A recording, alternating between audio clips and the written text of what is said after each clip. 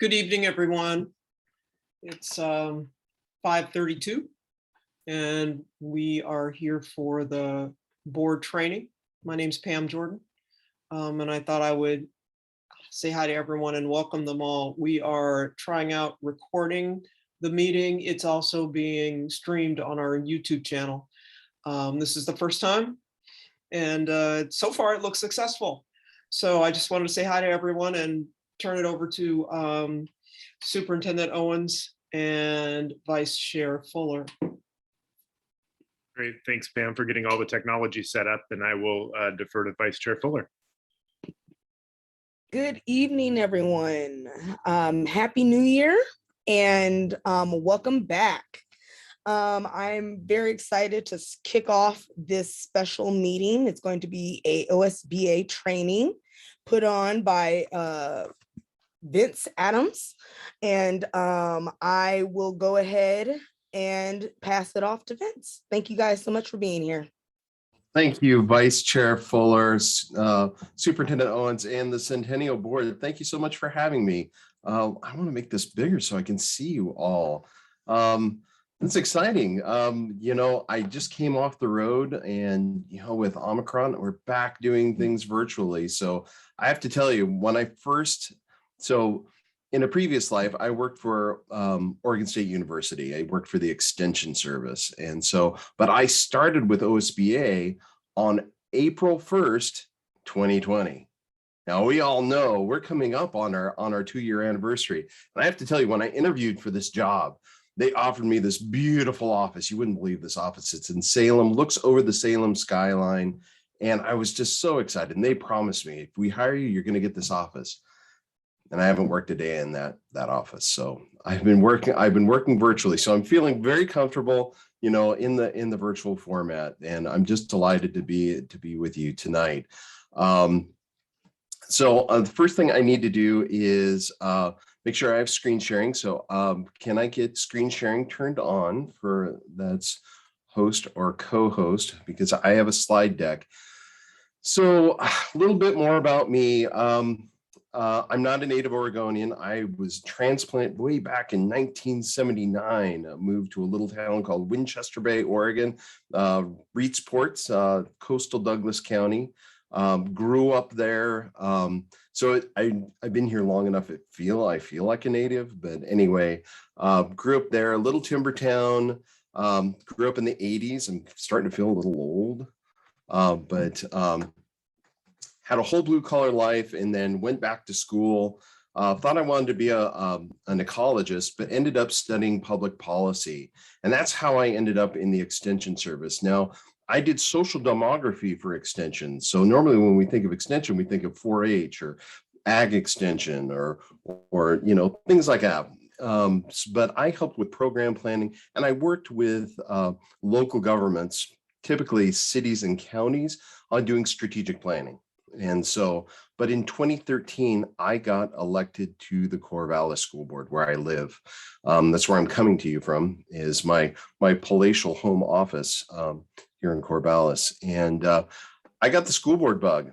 I love doing school board work. I really believe in school boards. I believe, in public education. And so, when they put that position out, I thought, well, I've been serving 6,600 kids in my own community.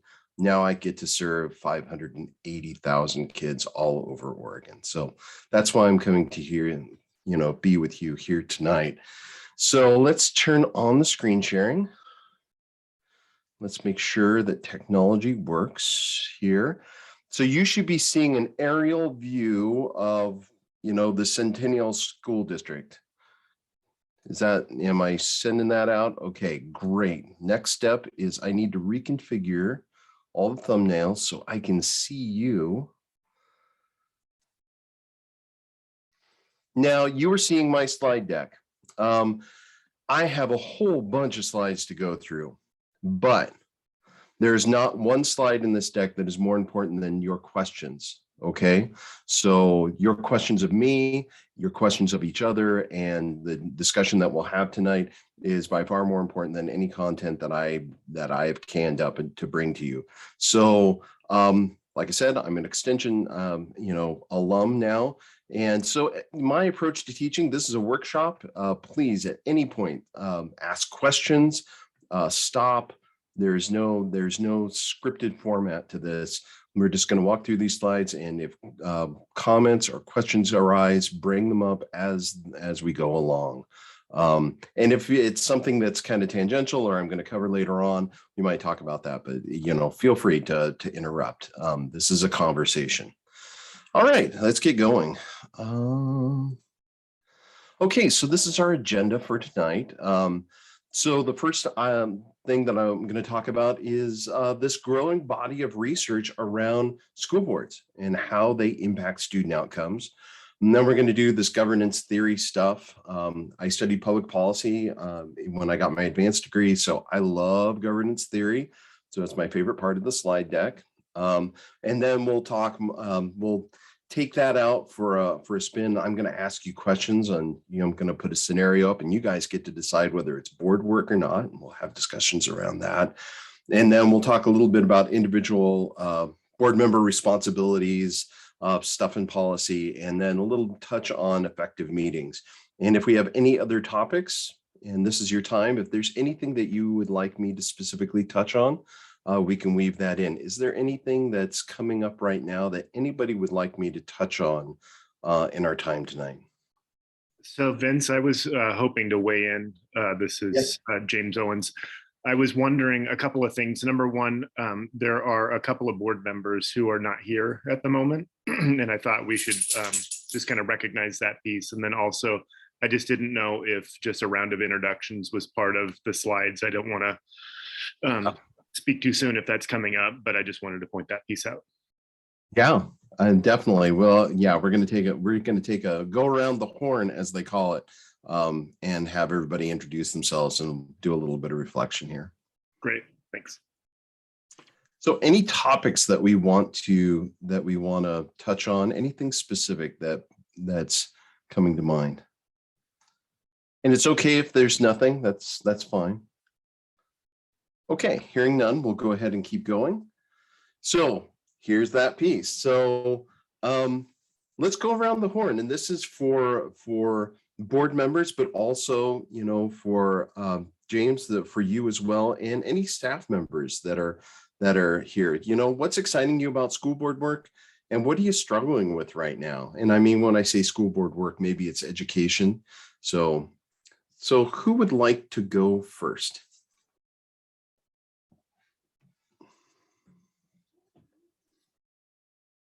Jess. Yeah, sorry, I don't mind. I like to talk. My name is Jess Hartman, and what excites me about school board work is being part of the community, feeling the whole vibe of the entire Centennial community specifically. I just really have enjoyed my time being part of this. And the things I struggle with are transparency, but also preventing people from concern or being worried, and the fine balance between those two, like what information is going to be useful and what information is going to be worrisome for the community. And just trying to figure out how to navigate that a little bit has just been a challenge. I don't think it's really a struggle. It's just something I'm always kind of considering because we do get a lot of information, and some of it's confidential and some of it isn't. And that's something that just is always on my mind when working on board activities. Thanks, Jess. And then can we add, how long have you been on the board or with the district? But, Jess, how long have you been I've been on the board, I'll say 5 years now, 4 years. I was appointed. Yes. And then my 4-year term is up in 2023. Awesome. Great. Thank you, Jess. Who'd like to go next? I'm happy to jump on in. Thanks, Rose. My name is Rose. What's exciting about school board work, I just, similar to Jess, working with and building an intentional community around our kids is really important to me. And I've spent a lot of work with underprivileged youth and families. And so educational equity is something that's really important to me. I am struggling with even understanding what a board does because this is officially my second meeting. So I'm still learning. Rose, I'm here for you. So Excellent. we're going to cover a lot of what boards do. Yeah. So yeah, this is going to be just the fundamentals. And you know what? I have to tell you, I've been doing school board work this is my 9th year doing school board work. I still learn stuff. Even going through this, I learn stuff from boards every time I give this talk. So yeah, you're in good company. Who would like to go next? Yeah, Claudia, thank you. Hi, Claudia Andrews. I've been on the board this go around for a year now, and I was on the board in an appointed position for about a year. Well, I was appointed the same time Jess was, so that was about 5 years ago, I guess, right? Or 4, something like that. Anyway, what really excites me about doing board work is to stay in touch with what's going on with kids.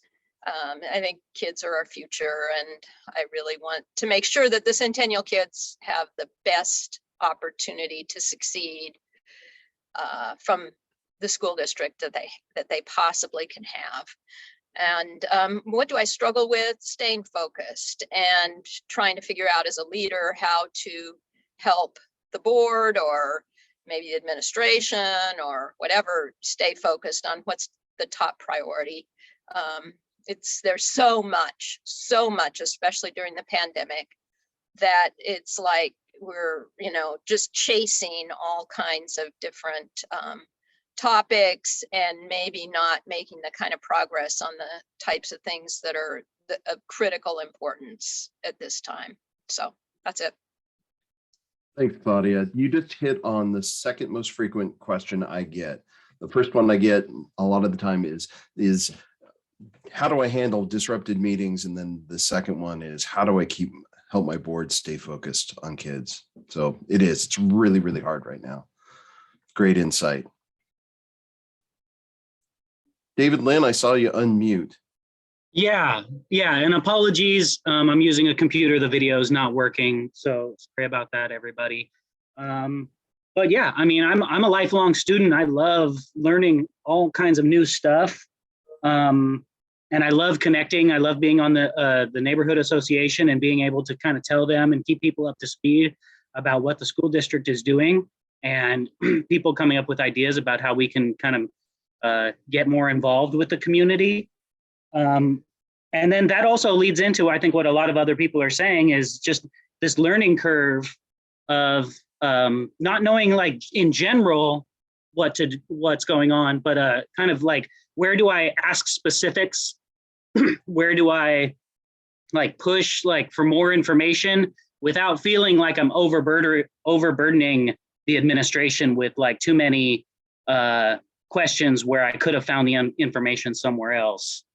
And so really like getting into that nitty gritty without feeling like I'm overstepping my bounds. And I've been on the board this is my first year. Thanks. Okay, great, David. Well, David, we're going to talk a bit about that, or you'll get a sense of where those boundaries are and how do we stay in our lane, and what level of information is appropriate, what types of information are appropriate, what's board work and what's not board work. So yeah, we're going to talk about that in quite a bit of detail tonight. Okay. I think I'm next. Maybe. Yeah, please. Okay, yeah, okay. Hi, my name is Erica. I am the vice chair, and I've been here for I got elected last May. Sorry, I had to think about it for a minute. But yes, what is exciting me about schoolwork? Well, one of the things is that I remember like going to school because I went to school at Centennial. I'm an alumni. And so one of the things that I remember like not seeing were folks that looked like me on the school board. And so one of the things that besides me just loving education and making sure that our students have all the resources that they need to thrive and survive in this society, I wanted to also make sure that we were having representation on the board as well too. And so that's one of the reasons why like I ran, and is one of the reasons that I keep being excited to go back and coming to these meetings and trainings to learn more about how the school board works, because I am new, and I'm not going to say I know all the answers and different things like that, but one of the struggles I'm having is just trying to understand not only not only that we are in charge of these amazing individuals' lives and how they learn, but how we can positively affect them during this time where so much is going on in the outside world, that is attracting them to not being able to focus in the inside. And so, yeah, that's one of the reasons why like I'm thriving for this work. And it's also one of the struggles that I have. Thank you, Erica. Thanks for coming back and serving your community as a school board member. That is awesome. Of course. Okay, who's next? Who do I have left? I do have a list here. I will call on people.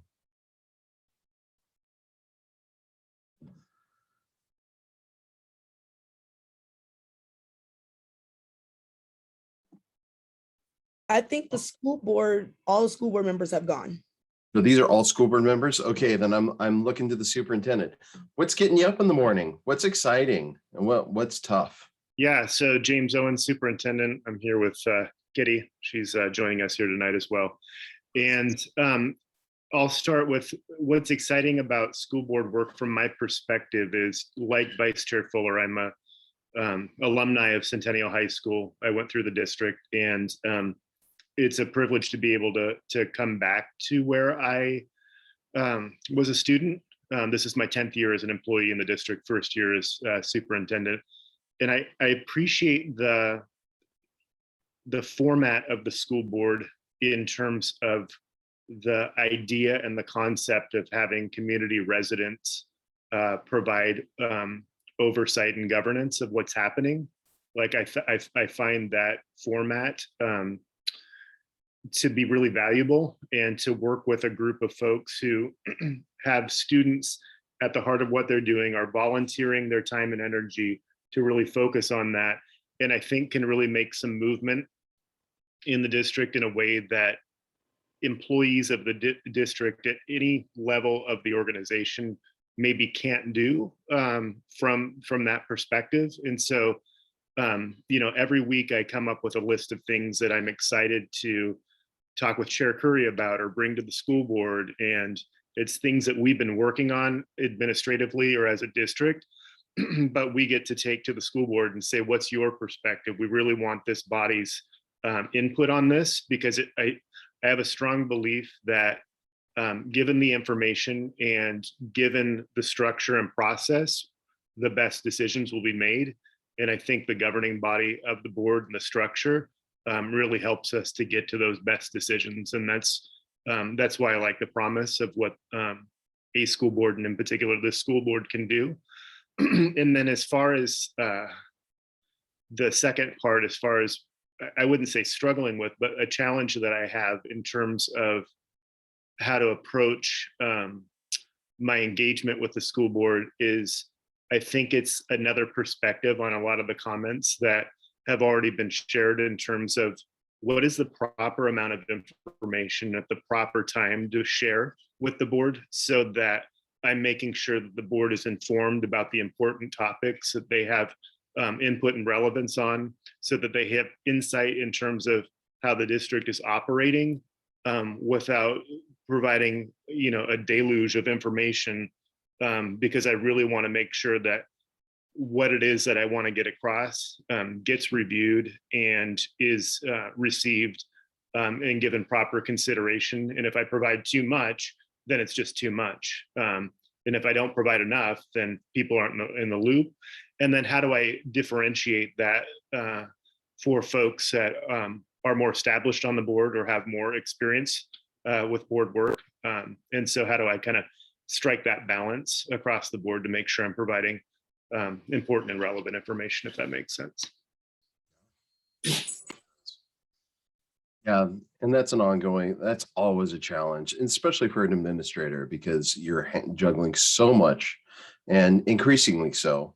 The work of superintendents, was getting increasingly difficult the decade before the pandemic, and now it's just on completely. We've gone from hard mode to just insane mode for school administration. It's just really, really a challenging time. All right, thank you for that.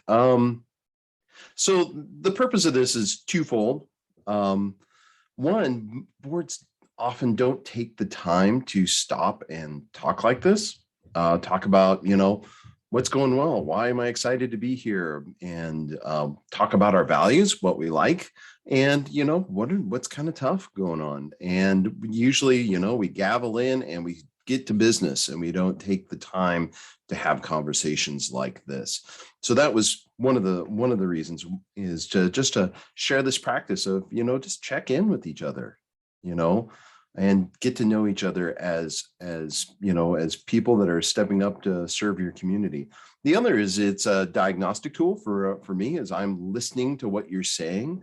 And, what I heard from this board is that there's a deep connection to community here. That community is very important to you, and to the way that you want to lead. I heard a lot of people talking about kids, which is always good. That's what I'm looking for, is that you want to keep your decision-making child-centered. And I heard mention of educational equity, which is something that, we all need to be working hard on. So all good stuff. But I want to continue our conversation. We're moving right along and we're right on time. And so you could get really technical with this question, and I know you're with an OSBA consultant, and, you think, but just on a basic level, what do school boards do? Let's go popcorn style. What do school boards do? And there are probably wrong answers to this, but I'm just trying to get, what are your impressions? What are we supposed to be doing? Help to set the budget for the district. Yeah, definitely. Budget. Help give guidance to the school community, throughout the school community, equal guidance. Yeah, you definitely are setting the tone, building culture in your school community, for sure. Yeah. What else? Hire and fire and determine success of the administrator. Yep. Definitely. One of the most important things that you do, hiring your administrator and then supporting them on an annual basis. Absolutely. Annual basis with the evaluation. We support our administrators all the time, but the evaluation process is one of the most important ways that we support their success. What else?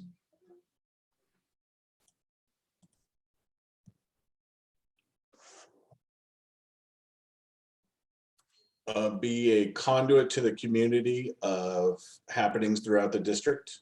Yeah, definitely. Yeah, a crucial role of the board. We'll talk about more about that here in just a little bit. Champion bond measures. Oh, yeah, you bet. We get to be political. We've covered two of the big three. We covered superintendent, budget. What's the last one? Starts with a P. Policies and procedures. Yeah. Thank you, Rose. Yeah, we adopt policies. We create and adopt policies. or with the support of our staff policies. So yeah, all good stuff here. And those are just the basics. We'll get into some more nuanced stuff. So this is going a little bit deeper here. Why do school boards matter?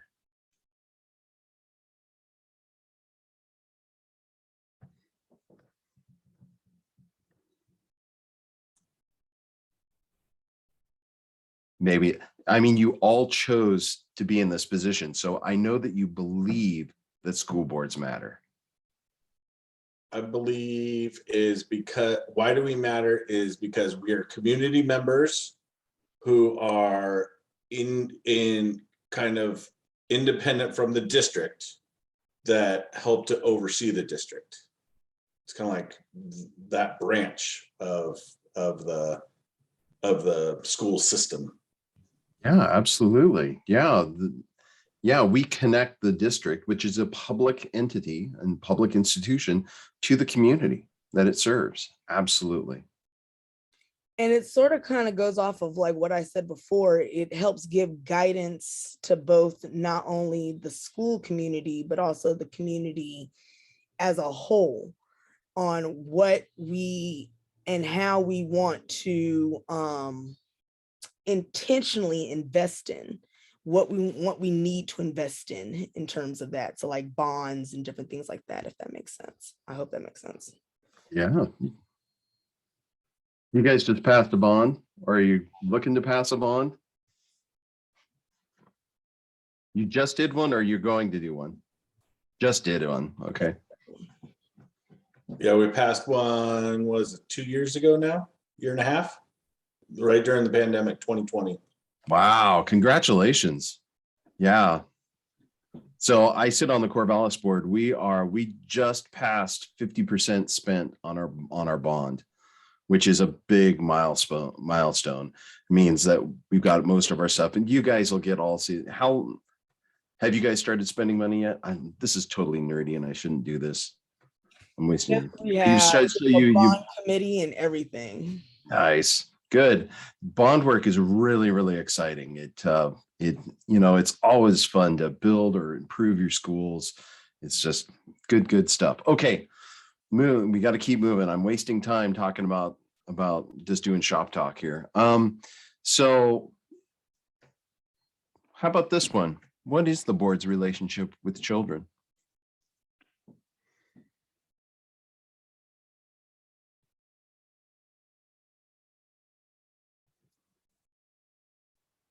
I mean, we talked about community here, but who are we serving? That's what it's all about. It's the children. kids and educating them. Making them grow up to be successful adults. Yeah.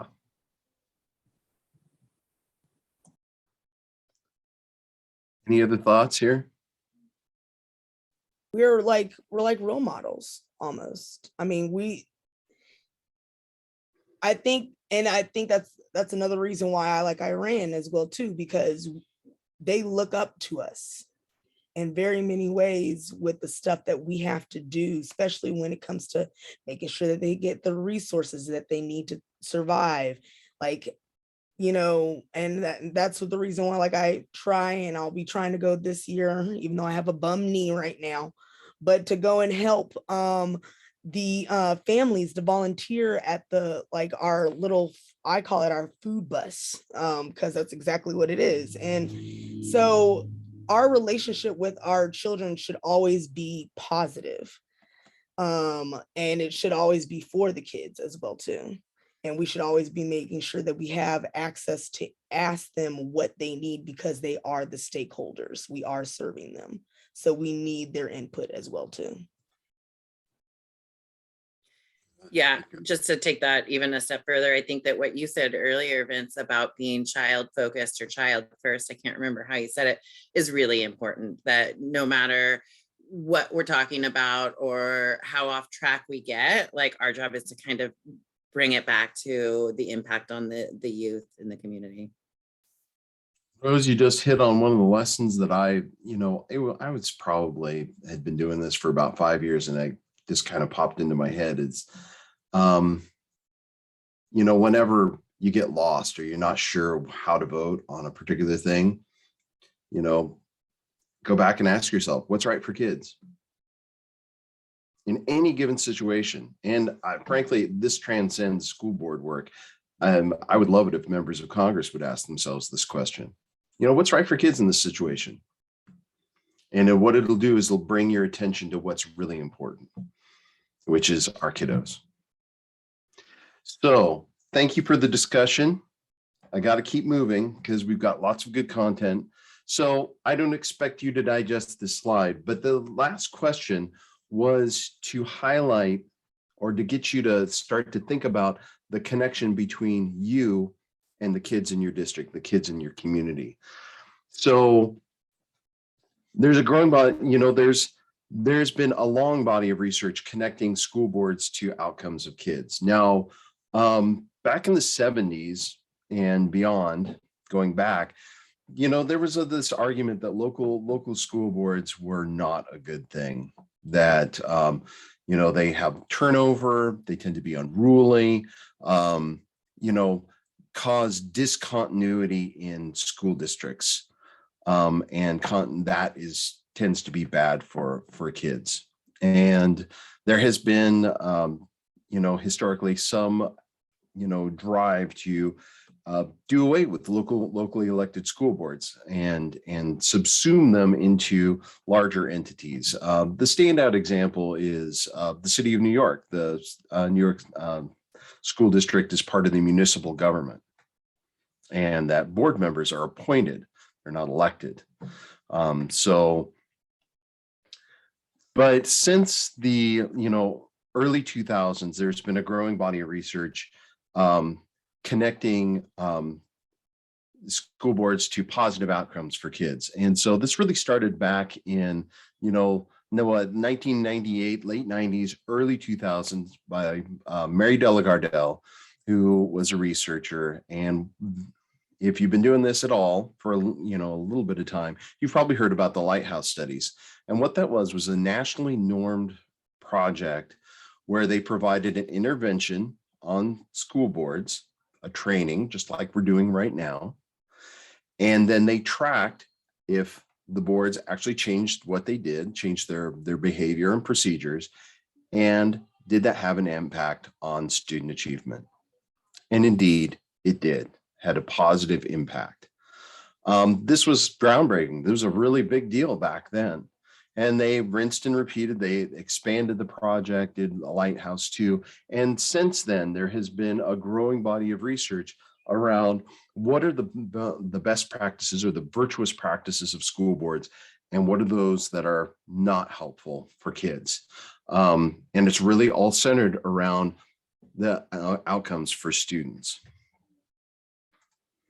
So this is a matrix, pulled a few articles here, but this gives us a kind of a roadmap of what are those positive things. What as school board members, what as a decision-making body should we be doing? So on the left-hand side here are those areas that we should be focusing on. So the first one is vision and goals.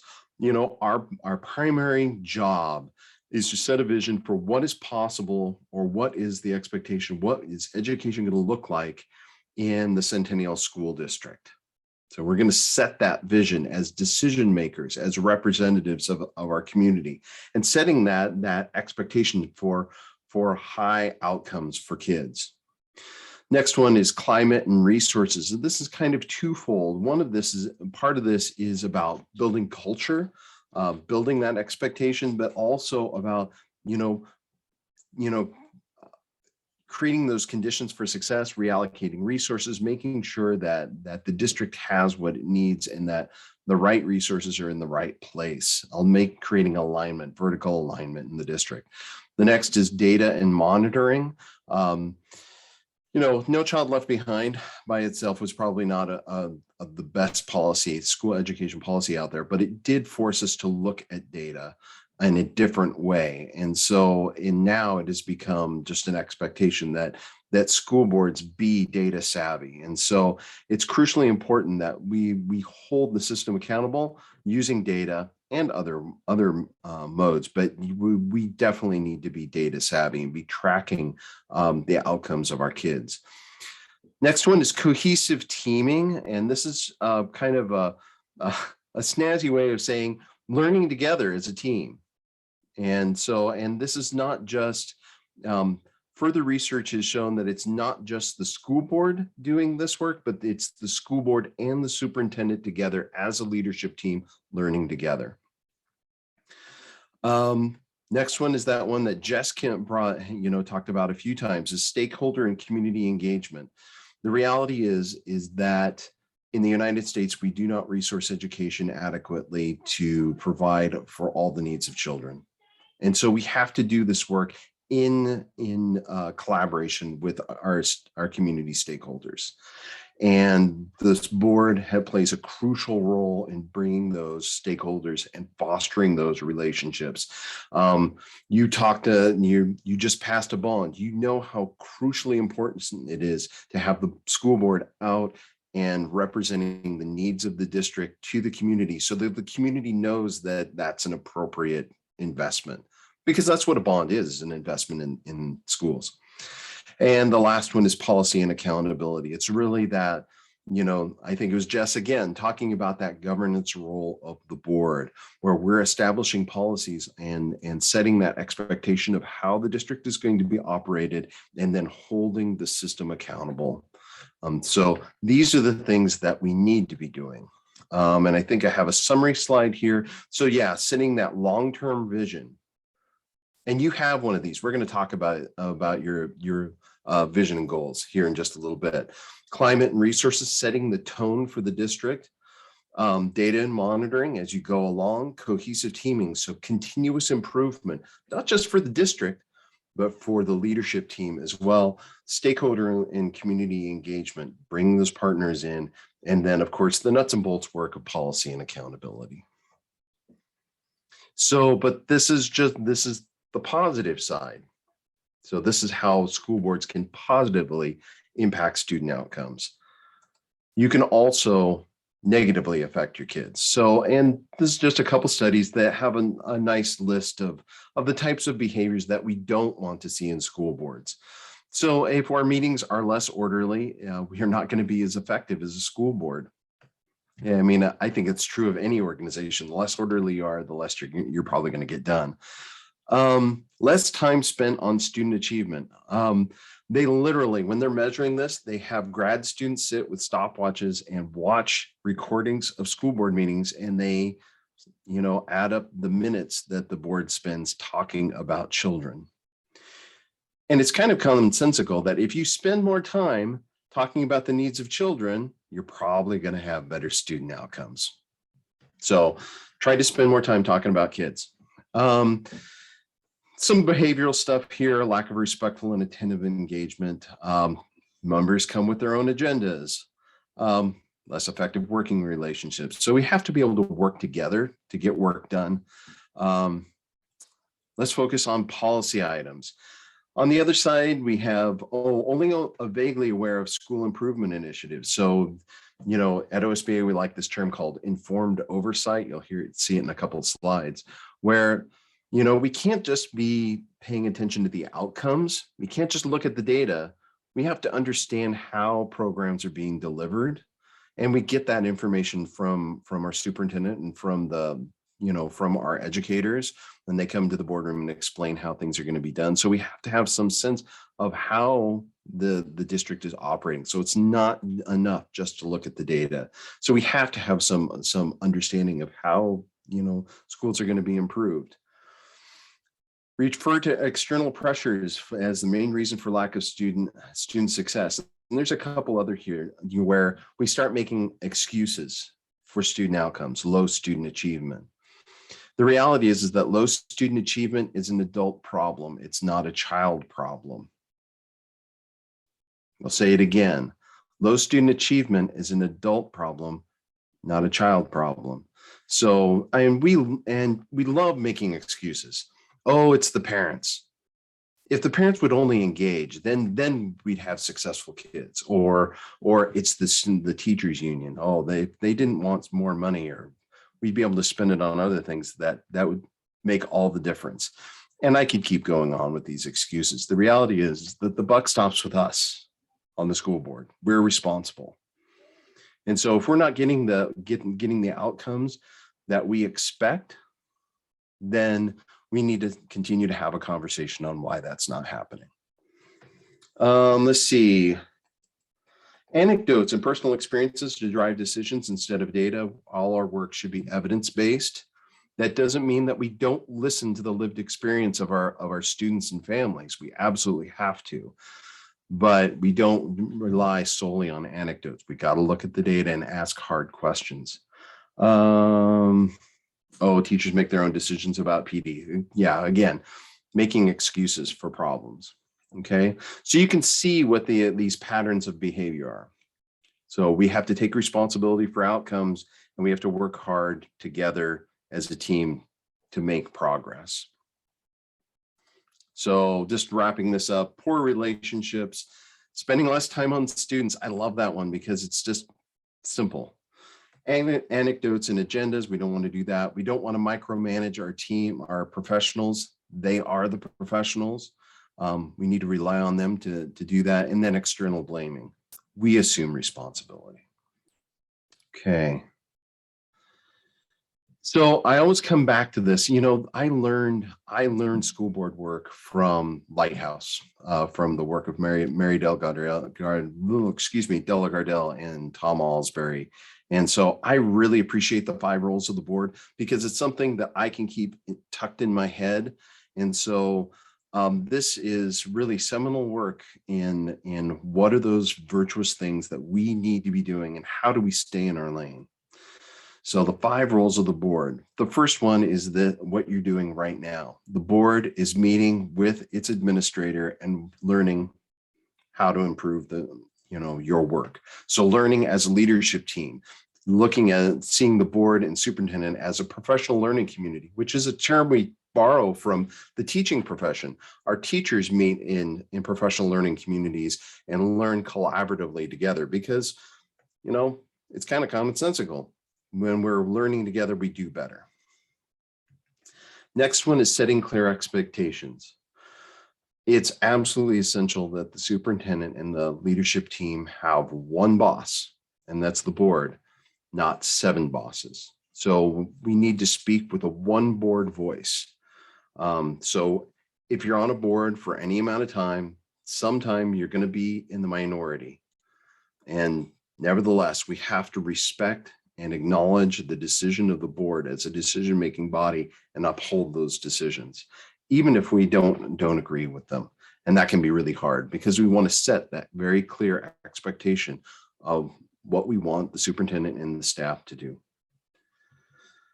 Create conditions for success. Board work is kind of like gardening.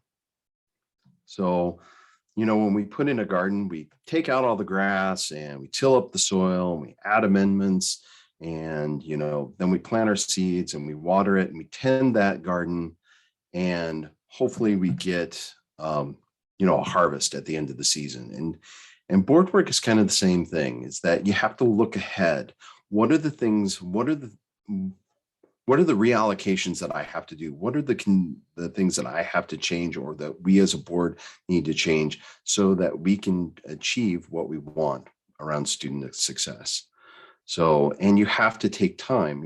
I use the example of curriculum adoptions as a kind of, it's a good way to think about this. Say you bring a new, say, reading curriculum on board. And in the first year, your teachers are going to be learning how to deliver that. And then they'll really start getting the hang of it in the second year. And you probably will have to wait until the third year before you really see what the true impact of that curriculum adoption is going to be. So you can see that, board work is a long game. It takes a lot of patience. It's hard work because, when you get elected to the school board, you want to change things. You want to do good stuff and you want to change stuff for kids. But the reality is that it takes a long time to turn the ship. And so we have to be patient and very thoughtful in how we do that. So that's this role. Holding the system accountable. I put data up here, but there are other ways that we do that. We talked about the superintendent evaluation. It was mentioned earlier. That's another way that we hold the system accountable. And there's lots of different ways that we do that. The reports that we get, monitoring progress on our strategic plan, lots of stuff. Accountability is one of the biggest parts of the work that we do. And then the last role is creating the public will to succeed. So it's our job to be engaged in the community, bringing the community into the district to support education and also to celebrate the success of the district when it's happening. So and that's been really hard this last 2 years because we've been meeting like this where we're characters on television and not able to be with our community, be sitting with people. And so if you feel like you haven't been doing a lot of community engagement, you're not alone. Everybody is really struggling right now. And in fact, my own board, with that is our focus this year is to try to really up our community engagement. I don't encounter a board, and I haven't encountered a board that is satisfied with their level of community engagement. So this is tough work, but it's really, really important for the school district. Okay.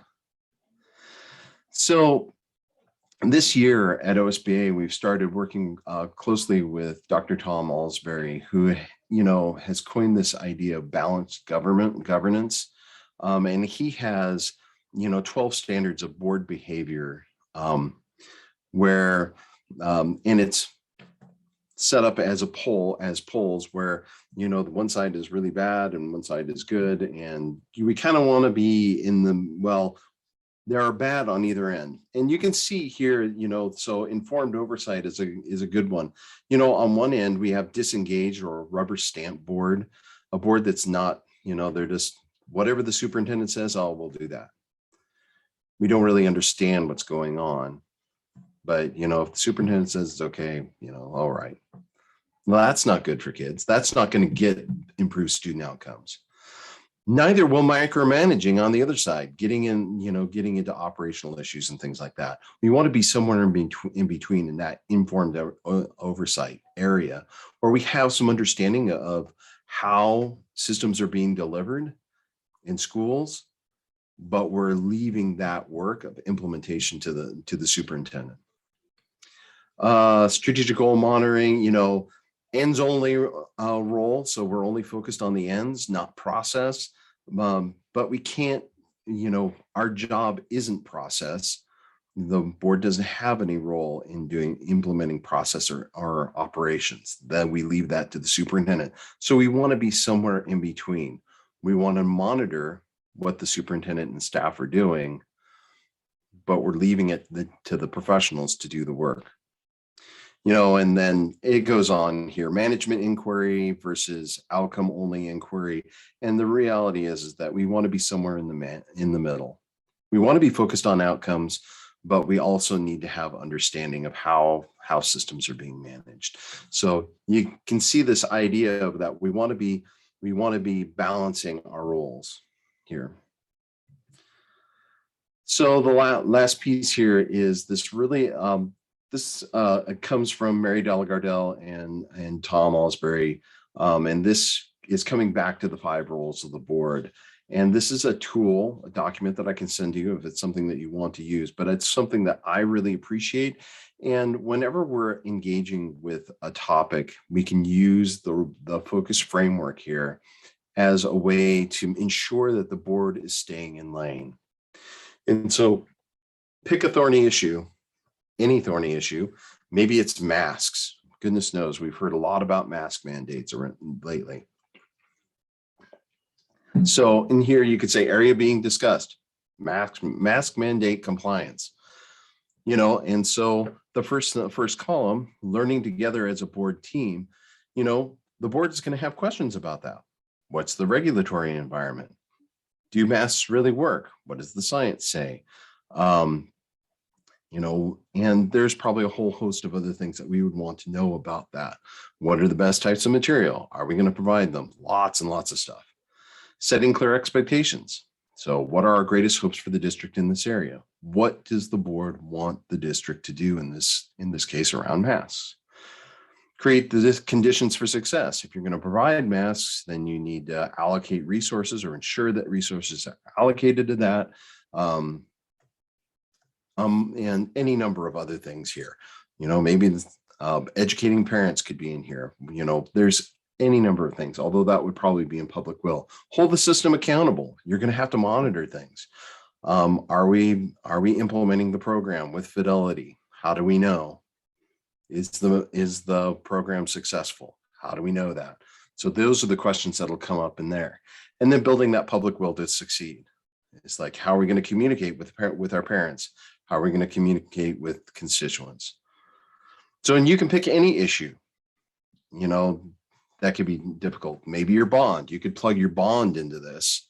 Or if you have a particularly hard decision around the bond, which may come up down the road, you could plug that into this. So this is a very, very powerful tool to help the board focus on what is your governance role and staying in your governance role and not going off the rails. Okay. I'm going to pause here and see if there are any questions. I've been talking for a long time. Okay, governance theory. We'll get through this and then we'll get to the more fun section where you guys get to talk more. Okay, so board is really, concerned with governance, and the superintendent and leadership team are really focused on the management of the district. And so this is really about, what is going to get done versus how it's going to get done, or the ends versus the means. Pretty basic stuff. This isn't just school boards or school districts. This is all local governments, lives by these rules, that there's this governance management divide, and that we have these two poles in this. So here's another way to look at it. There's a high contrast slide here. On the top, I have the realm of the board, and so you have your district goals, and you're doing advocacy, and you're adopting policies, and you're doing all your governance functions up there. And then down in this black area, we have the superintendent, and superintendent's, doing all the operations, navigating or implementing, administrative regulations and hiring personnel and managing all of that. And so really different roles here. Now, I've got these red arrows from the superintendent going up into the board's area. Why are those red arrows there?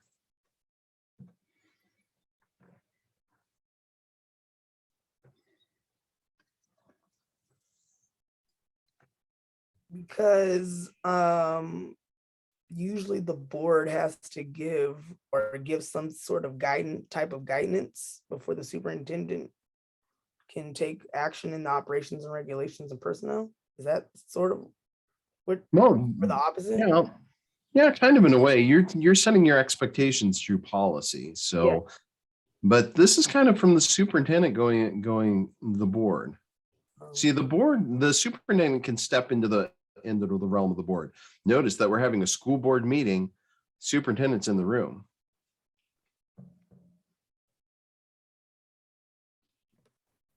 Anyone else want to take a pass at it? Is it more about informed, we need what's coming from the superintendent to be able to inform how we're advocating and setting policies? Yeah, exactly. Thanks, Rose. The superintendent is the support staff for the board. I mean, the board by yourself, we can't operationalize anything, and all the information that we need to make decisions is mediated through the superintendent.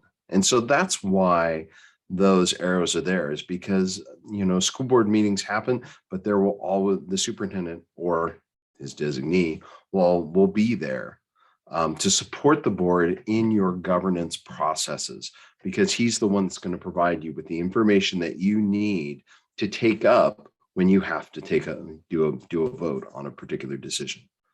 Okay, so we need the superintendent and the leadership team support to do that goal setting or to establish those policies or do advocacy, because they're providing us with the information that we need to do that. And so that's why those red arrows are there.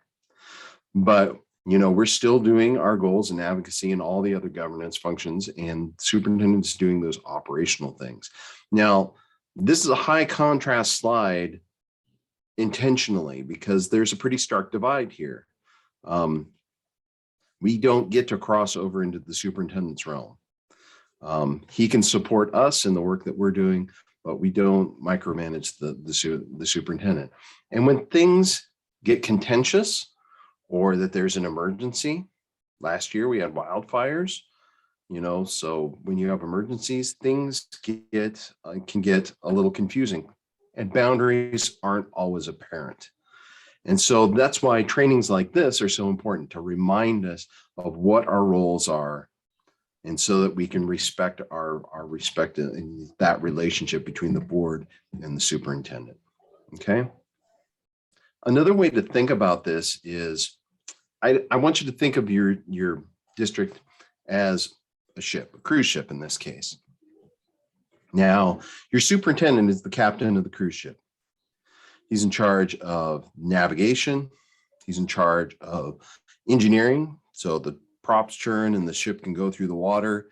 He's in charge of food service, so from that cute little cafe in the bow that I really like, to the restaurants midships, to the disco deck in the stern.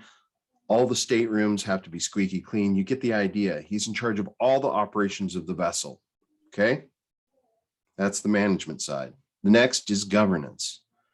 You, as the board, you commission the journey.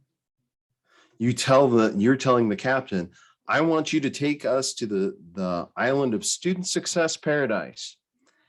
And you see these pins we put on the map? Those are the stops we want to make along the way. Those are our intermediate goals to get us there.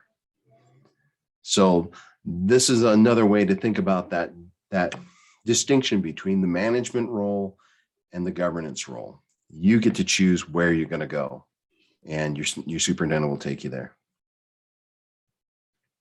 All right. Any questions about that? Great. Okay.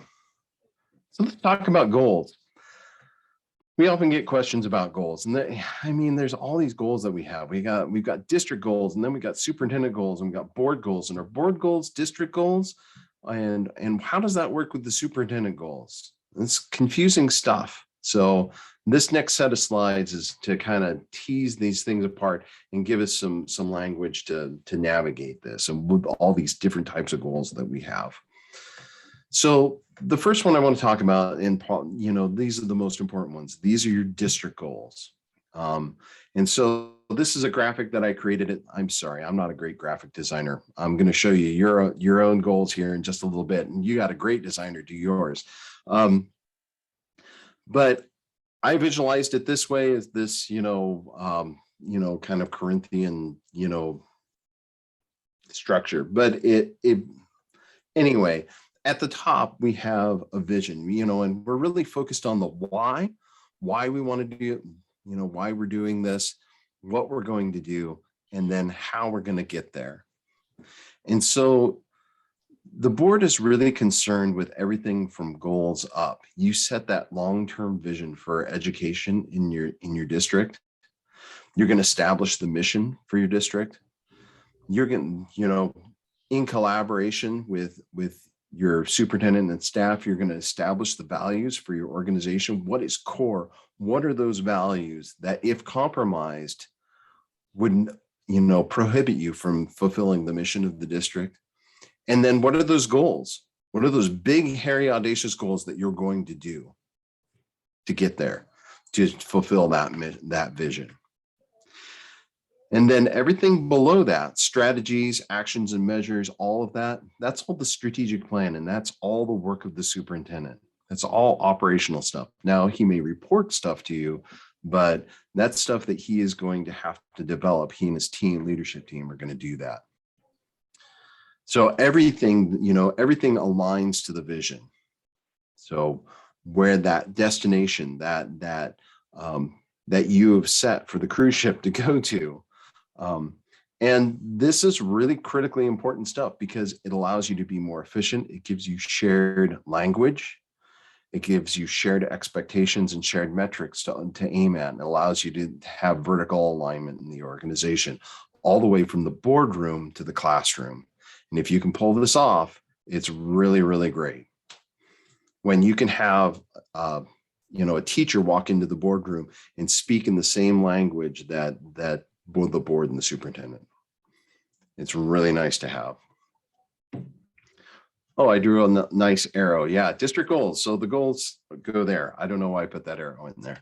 Okay, so you have district goals and they're great goals. This is a really exciting document. I really enjoyed going through your strategic documents. You got some good stuff here. So yeah, you're definitely, student-focused teaching and learning. All staff have skills and supports to deliver effective instruction and relevant, responsive to all students. Great goal. There's a lot of detail embedded in that, but that's a great overarching goal for the board to grab onto. Healthy culture and environment. We share a vision for healthy school culture and climate and agree on how we will measure it in our schools. Great goal there. Effective systems and programs. School staff participate on teams like PLCs to deepen their own learning and support student success. So talking about how you're going to support your staff and the type of learning culture. You're building a learning organization. And then community partnerships, because this is clearly a core value for your team, is that community is here. Partnerships support our programs, schools, and processes to increase access and supports for all students.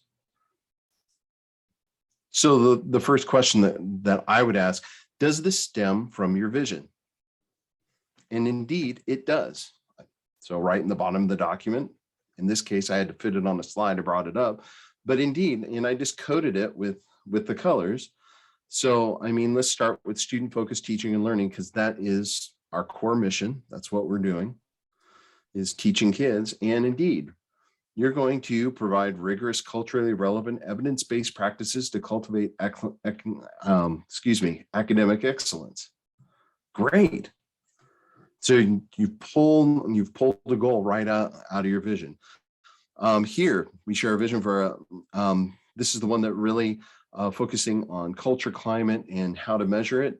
So this is where you kind of overlaid equity in here. Equitably engages and honors all voices. Really appreciated that. And then highlighting equity here for each student. And then here, effective systems and programs. Yeah, it's there. Intentionally implement. So you talk about how you're going to deliver, how you're going to deliver services for students, and then you're going to do that intentionally. So again, there's a lot of detail under all of this, but we have to roll all this up. And then the last one here, you start the statement with relationships with our diverse community. So you have a wonderfully aligned document here that the board can use for engaging staff. It's a really, really nice strategic document. So these are your goals. And so this is what your board can use as a template. So I'm curious, how does the board use this document?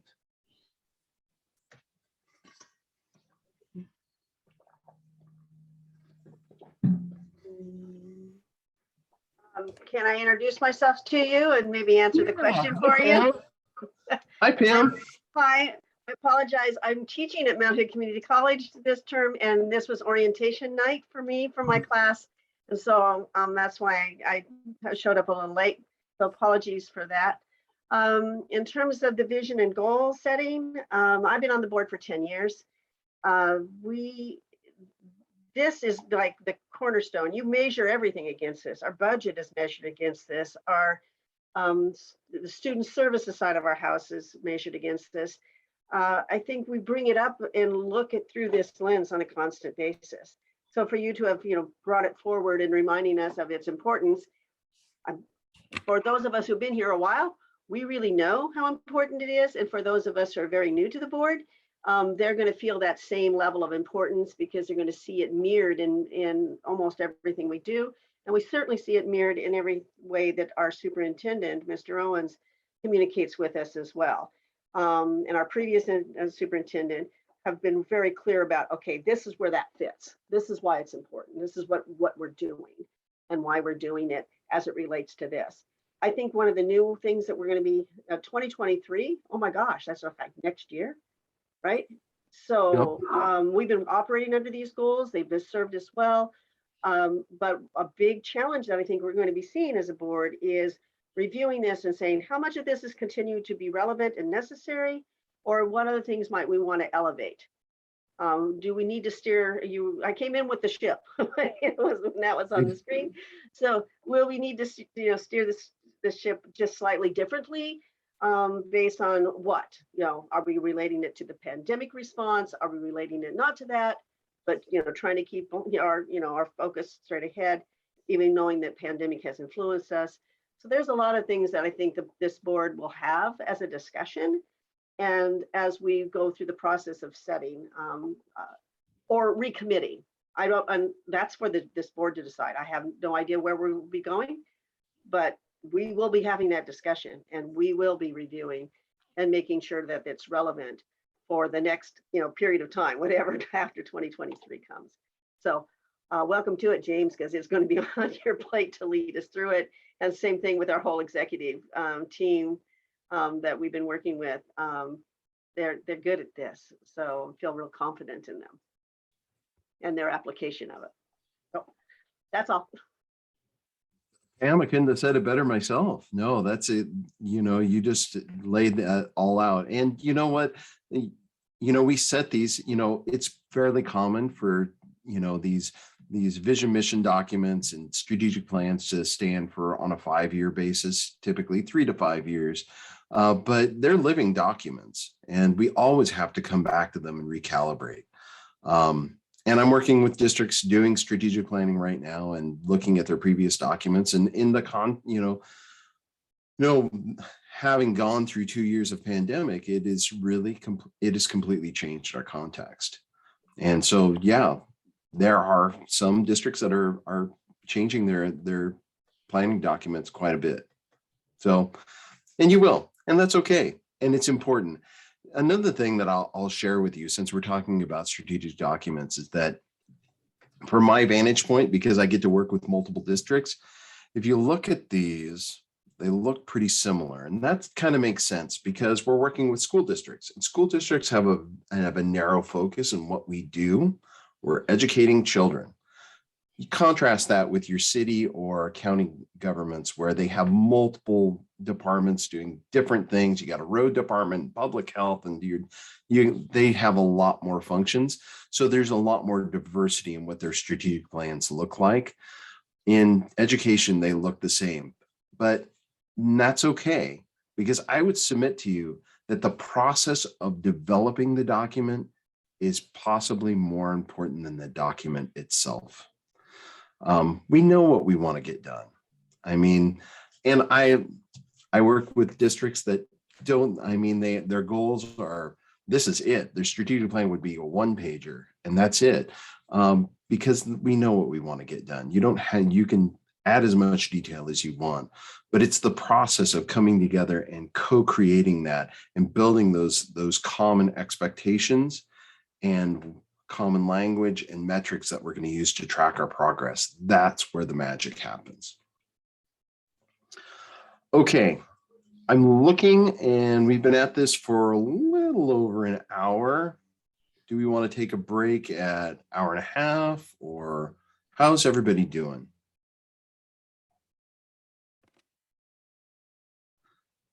So Vice Chair Fuller, I need you to watch the clock. Yes, Claudia. Will we be going the full 3 hours? Probably. Well, then let's go for 1.5 hours so that we can then kind of go Yeah. Anyway, that's my So- feedback. So let's go to the top of the hour and then we'll take a break. Okay. All right.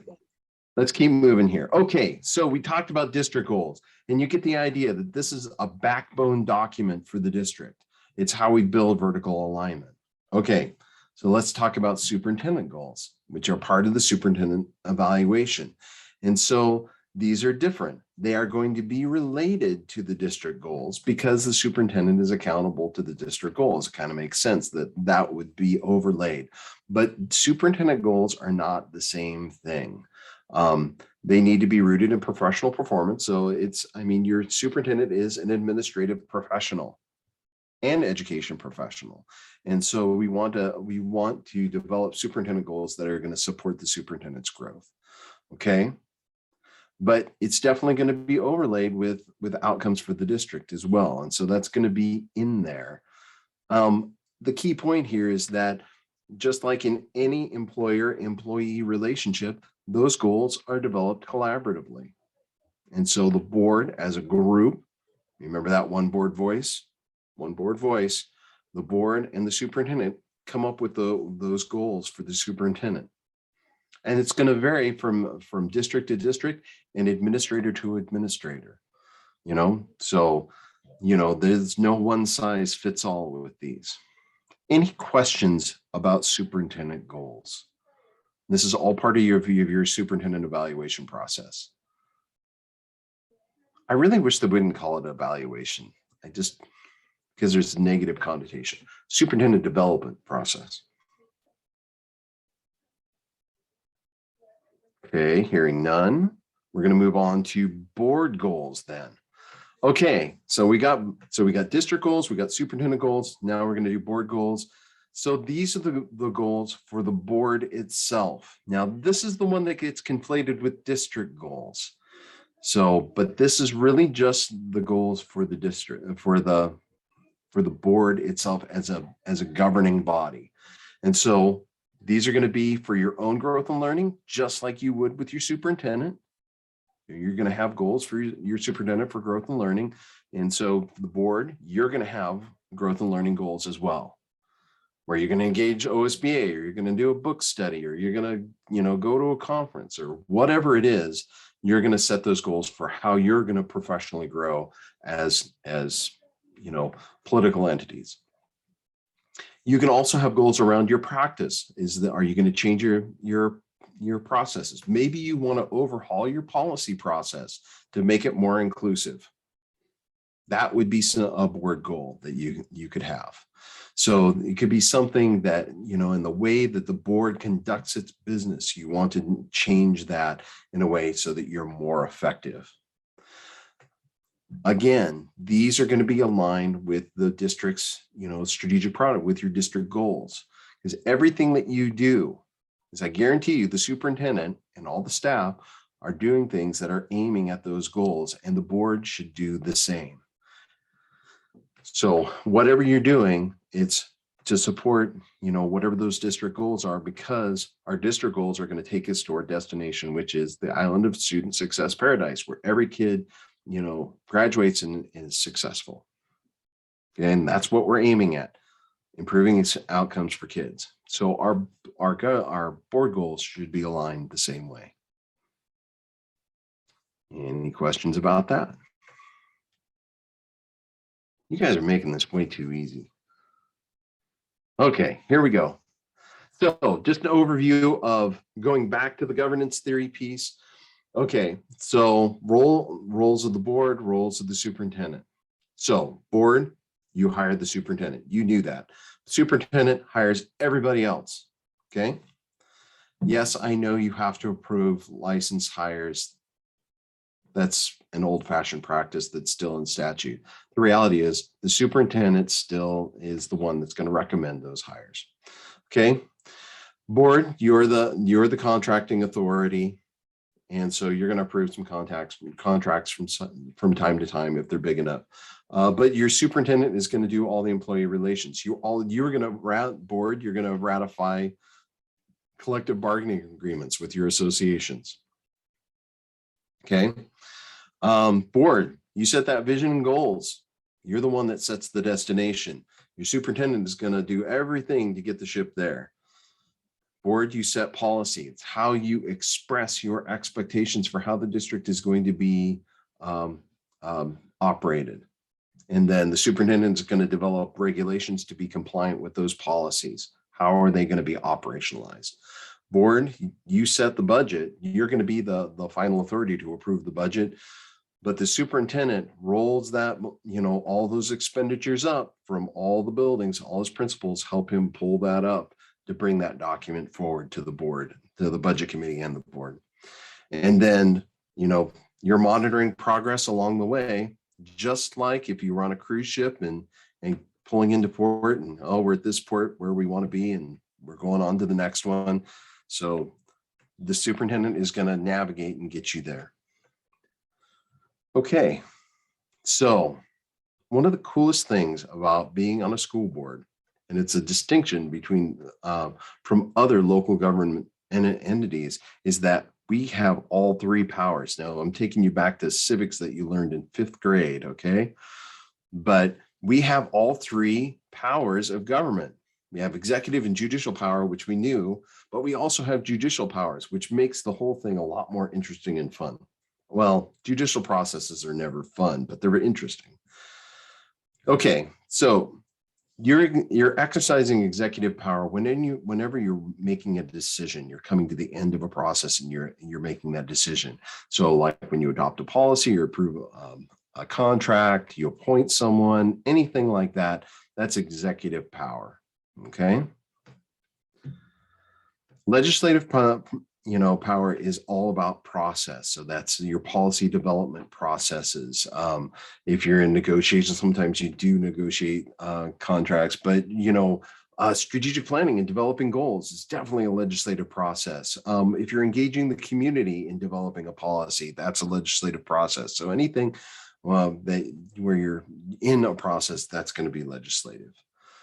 And then the last one is judicial. And this is where something that we don't do very often. We're probably the least skilled at this and probably least comfortable doing this, but the school board will hear complaints on appeal or complaints that are brought against the board, a member of the board or the superintendent. And so in those cases, you will have to, with the chair will have to oversee that process and guide it, and the board will really act as a jury in that situation. We could talk about that a little bit more. We have a section where we'll talk about it in a little more detail. Okay. Pausing. I just dumped a ton of information on you guys. Any questions at all? Okay, I've got what, 11 minutes here. So we are going to do some exercises. Okay, here we go. So the way this works is I'm going to put a scenario up and you have to decide whether it's board work or not. Okay. All right, here we go. If we were in person, I have little cards. I have red cards for no and green cards for yes. Unfortunately, we're just going to go with it. It's fine. Okay. Modifying the student discipline policy. Is that board work? Yes. Okay, I saw dissent. Jess is saying no. Who said yes? Okay, Claudia, why yes? Because this is a policy issue. Yeah, we definitely do policy. We do policy. Wait, Yeah. David, you had your hand up. Oh, just to echo what Claudia said, it's a policy. If we feel like getting into more nitty gritty, then we can. Okay. So some folks said no. Why did we say no? I was just saying no because it regarded student discipline, but I lost track of the policy portion. Claudia and David are absolutely right. Got it. Now I have had people say no, we don't modify because they get down into the oh wait, Pam, go. You know where I'm going. Yeah, the thing about it is it's a tricky question, though, especially the way it's worded. And so because policy itself could be part of a student handbook, which we wouldn't be getting ourselves into because it's operational, right? And then operational, we don't bother. Not that we don't bother, we're aware, but we usually don't put our fingers in the middle of that. But if it's the policy at the higher level, you know, and if it said the board policy on student discipline, I would have said, you know, absolutely. I know you leave the word board out of there to kind of say, make you think about it. But I think that's part of our challenge, is that we have to always remember what we're talking about and don't muck around in places where we don't need to be mucking around. That's maybe not the nice way to say it, but. Okay, it's a workshop. You can say it any way you want. It's the end of the Oh. day. The words aren't going to be really Yeah. flowing. Right, So right. This is critically important, though, for the board to be involved with at a very high level. Some things have come out recently that more students of color are being suspended in proportion to not. And I remember this from a few years ago, and that just isn't appropriate. And as a board, we need to say that, and we need to codify that. And then the way the superintendent decides to implement it is totally his realm. But we need to say, no, we are not going to be discriminatory in the way we discipline students, period. Definitely. So one more clarifying point. Sometimes I get board members that get down in the weeds on this. Thank you, Pam, for getting, well, Claudia and Pam for getting down in the weeds on this. Sometimes I also have some that get down in the weeds on process, that the actual modification of the document isn't done by board members in a board meeting. There's nothing more painful than watching a school board wordsmith in a board meeting. It's horrible. Been there, done that. I was chair even when we were doing that. Terrible. Never going back. Anyway, yeah, it's staff who actually modify the document based on the parameters that board members provide, and then they bring it back for approval. So even more finer detail on this particular thing. So you've kind of picked up on the idea that these are trick questions, so read them close. Okay. Oh, yes, and we have, yes, there are policies. There are policies on policies, for sure. No OSBA talk would be complete without some mention of policy. Okay, so policy development. Yes, policy B up. The board has the authority and responsibility to establish policy. That's what we do. I love this sentence. The formulation and adoption of policies recorded in writing will constitute the basic method by which the board will exercise its leadership in the operation of the school system. Just such an elegant sentence. And it's, you know, lays out what our role is, you know, with regards to policy. And then policy BFCA says that the superintendent can create administrative regulations to operationalize policy. So policies on policies. Okay. And then of course, this is to remind you that we host your policies. I've made sure that you're one of our member. And so, and if you want this view of, you can see everyone's policy, I can send you the link to this if you're interested, if you want to read other districts' policies. Not everybody is as nerdy as I am, but sometimes. And this is to remind you that you are going to get policy updates. Hopefully you've gotten through the first pack of policies already. Maybe you haven't. We haven't either. So in Corvallis, we haven't done ours either, but there are 3 big packs. I think there's 47 policies we have to adopt this year based on the legislative session. It's a thick year. So we're going to be adopting a lot of policy this year. So policy updates, we need to have those calendared. Okay, how about this one? Establishing an in-school suspension system. Is that board work? No. No. Does anybody want to say yes?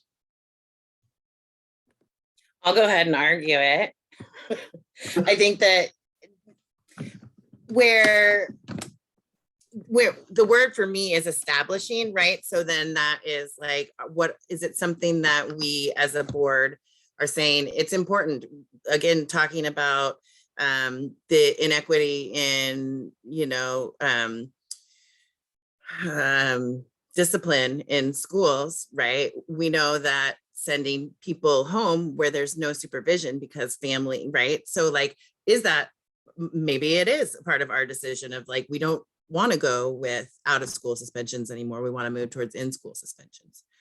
But like I said, it's my second meeting and I don't know. No. So, I mean, this is establishing a system. This is definitely not board work. But that said, Rose, you bring up a good point, because there is a policy on student conduct and discipline, and we can parameterize what that system is by establishing a policy. So maybe we're not establishing the system itself, but we can shape what it's going to look like through policy. Just like what you were saying, Rose. Good answers. I have 3 minutes before the break. Okay, how about this one? Approving the high school handbook, including specific dress code expectations. Is this board work? Jess is saying no. Claudia, no.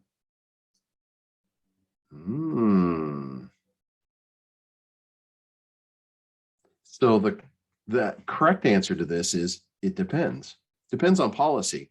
So in some districts, they actually do approve school manuals or handbooks, but a lot of them don't. So it doesn't sound like in the Centennial School District you're approving student handbooks.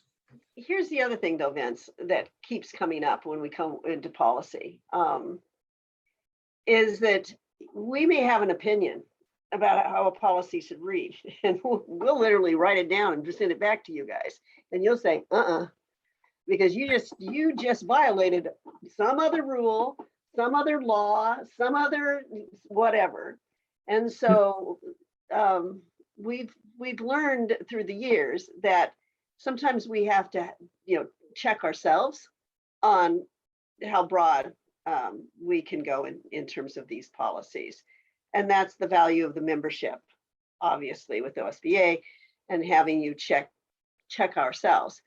But I'll also say that we have at Centennial said, okay, OSBA, you've given us this guidance, but it's important enough to us as a district and what we know about who we are and what we do, that we are going to place language in, footnotes, parenthetical, etc., that we believe will state a belief through a policy that we want to see enacted upon or operationalized with our executive team. So this has been a rub for me. I have been a policy wonk for years. I've also been on the other side of the house. I'm an instructor. So, and I've been involved in teacher unions. So I'm always acutely aware of how policies can affect me as an instructor. And yet that's that fine balance, right? So OSBA is really important to making sure that we follow those fine lines, but there are times then we as district and boards need to review and say, but in this case, this parenthetical, this footnote, we want to acknowledge that we see it a little bit differently here. As well you should, and so in my own board as well, we love to tinker with policy. And so, in fact, we have a bad reputation for doing that with OSBA. So, no, absolutely, policy should fit. Understand that the motivation of OSBA is they're going to be very risk adverse. They are always trying to protect boards and school districts from possible liability or harm. And so that's the way they come at policy development. And so, and understand that they're writing policy for the whole state. And so it's generic. And so, no, absolutely, you should review those policies and make sure that they fit your community and the practices in the district, as long as you're not violating the law or anything like that, And that's why we have, OSBA policy services to check those blind spots. Okay, it is 7:01.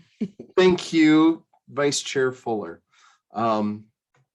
Yes, it is 7:01. let's take a 10-minute break. So we are going to reconvene at 7:11. Okay. So go run, take a break, grab a bite. We'll be right back.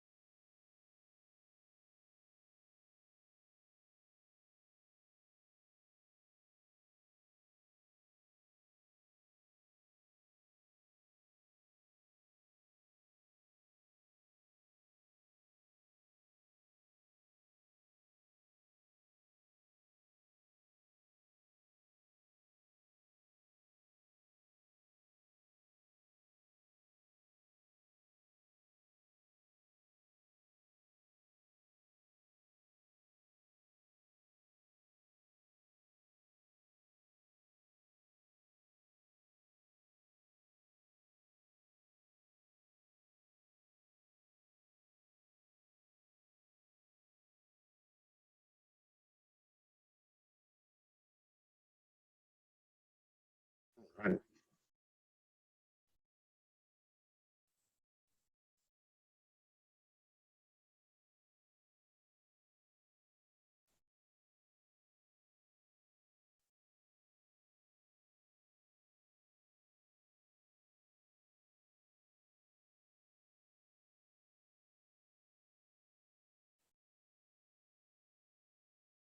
Hey, I got 1, 2, 5.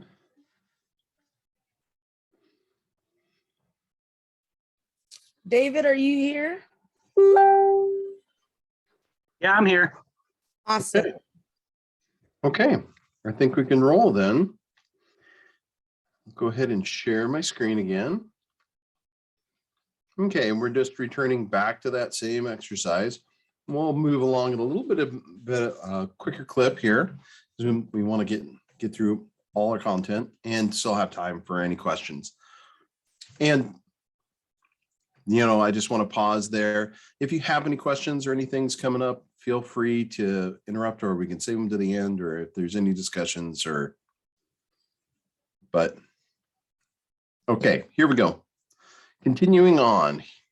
So is this board work? Oh, wait, no. Handbook. So I said it depends. Here's the policy, CHCA. You all had that memorized, right? You knew that one off the top of your head. Yeah, that's one of those. Okay, how about this one? Reviewing applications, interviewing selected candidates, and making a recommendation for the hiring of the high school football coach.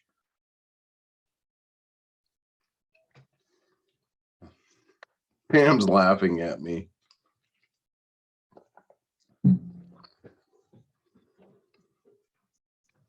So I'm glad I saw shaking heads. So yeah, the board, this is not board work, certainly not whole board, although this is a cliche example. So it has happened and does happen where boards get involved in hiring. Do you have board members sit in on hiring committees, particularly for administrative staff? We have board members that will sit on executive level staff from time to time, whether that be a cabinet member or obviously board secretary position. So at OSBA, we tend to recommend against this, and to confess, I sat on a hiring committee myself. Probably the third year I was on school board because I didn't really know better. And there's a couple reasons for that. The reality is that anybody can be elected to a school board. There's no expectation that anybody on a school board has expertise in pedagogy, school administration, or in this case, how to coach a football team. As lay members of the public, we really don't have the expertise to be in that space necessarily. So how would we professionally evaluate that candidate? The other is that as school board members, while sitting on a hiring committee, we, as individuals, we have no authority whatsoever. Nevertheless, staff will see you in a different way than others in the room. And this goes for when we're serving on a task force, engaging with the community. The community sees us in a different way. And so what we say is given more weight. And so if and I'm not saying that, you're going to do whatever practices it works for your district, but if board members, if you're in that space where you're on a hiring committee or you're on a task force, just understand that you just need to be careful what you say and when you say it, and just respect that space. Okay. This says that the superintendent can hire classified staff. There's policies for everything. Okay, here, how about this one? Set the expectation that hiring procedures will be established to employ qualified administrators necessary to carry out the duties as identified by the district. I'll let you sit with that one for a little bit. Is that board work? Yes. How How about, okay, David, what do you think? I think the word expectation kind of lends to policy, and we set the expectations and policies that are then followed by administrators. Yeah, exactly.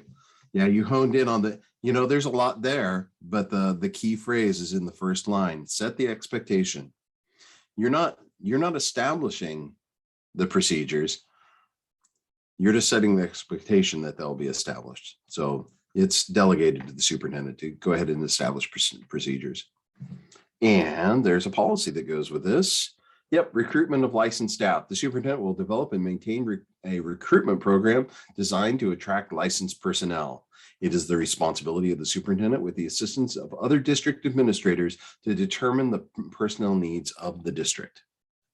So, yeah, we set the expectation. We do that in policy. Here we go. Any questions about that? Seeing none. Okay, how about this one? Collaborates with staff to set the priority or goal, district goal, that high quality instruction will be a focus in the school district.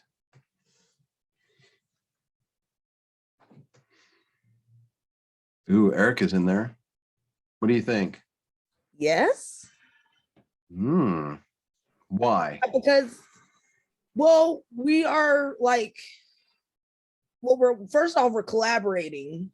And then also we're setting a priority or a goal that has a high quality instruction. So.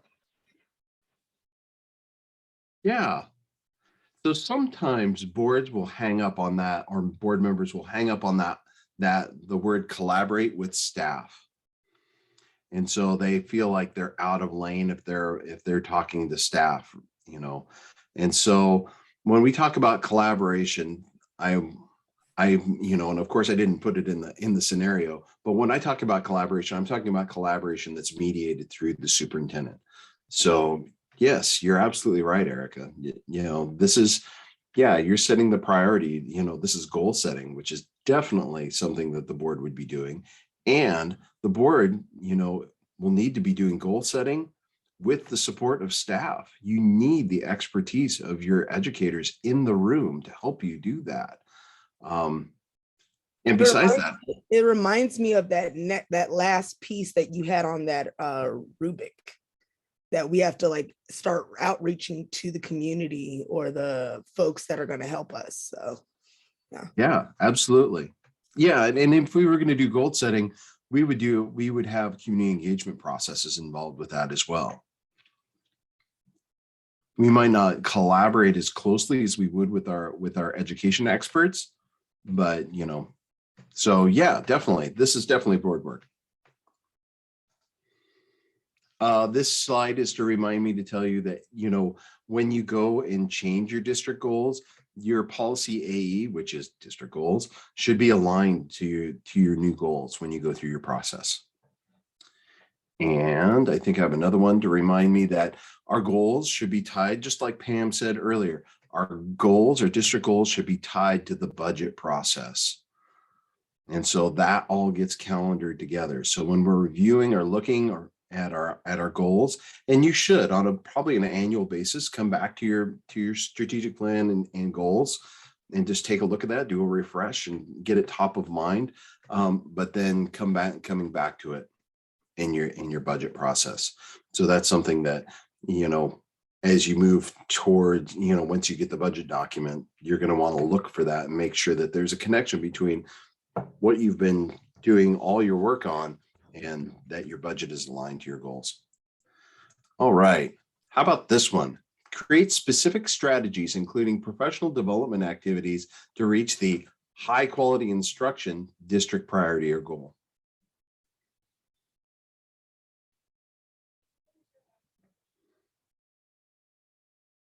I see shaking heads. Erica, your hands up. No. Okay, why not? Because that would be more of the superintendent's job, wouldn't it be? Yeah. Yeah. And the operative words here are specific strategies. Mm-hmm. We don't do specific strategies. That's why we hired a professional to do that. Yep. You know, we set the expectation that we're going to have high quality instruction in the district, and you can insert whatever goal you want, but we set that expectation in policy and in our strategic documents, but it's the superintendent that's going to build that into the strategic plan and operationalize that. So absolutely, superintendent work. But of course, there's a policy for that. And so we can shape and set expectations for what staff development will be and what it will look like in our district. How about this? Makes decisions on complaints about school district operations or personnel.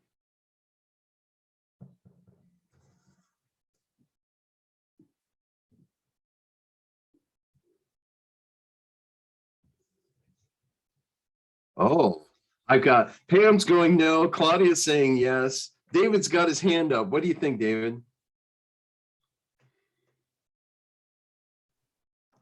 Like almost all of your questions, it depends. And I guess it's just at what level of escalation we're addressing the issue.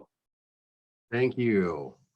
Yeah, it depends. It depends on a lot of different things. This is a really complex topic. That's why we drop it in here. So this is really about our policy KL and how do we navigate complaints? Because goodness knows we do this a lot. You know, not necessarily formal complaints. Policy KL pertains to formal complaints, but as board members and, you know, we're encountering people that are saying negative things or complaining about the district frequently. And so we have to know how to navigate that space. So policy KL sets out your complaint process, you know, in detail. I think board members should read this every year. We should just sit down and review our policy KL and just have it airtight in our head, because, you know, when someone walks up to you in the grocery store, that's again a cliche, but it happens, you know, and you need to be ready for that interaction and know what the policy says. So, so the board, I'm just going to skip forward here. Let's see, what do I have here? Oh, nope, don't want to do that one yet. Okay. So the board hears complaints in 4 scenarios. Does anybody know them off the top of their head? I actually said them earlier. So complaints on appeal. So if a complaint has gone through the formal process, the policy KL process, so it started at the building, you know, wasn't resolved with the principal, you know, if it comes to the superintendent, wasn't resolved with the superintendent, it can be appealed to the board.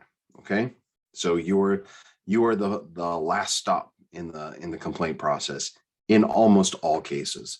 There are a few cases where it can be appealed to the Oregon Department of Education, but they don't hear very many.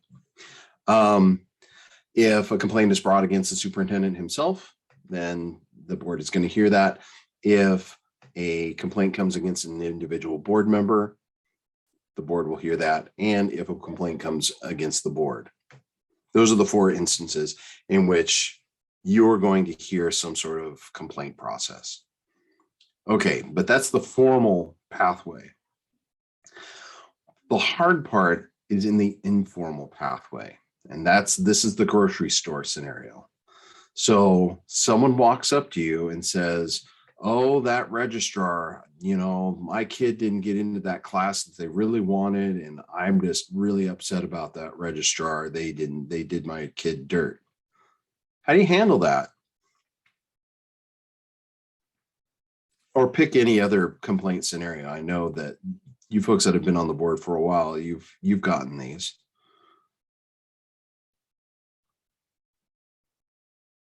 Anyone want to take a pass at how you handle that?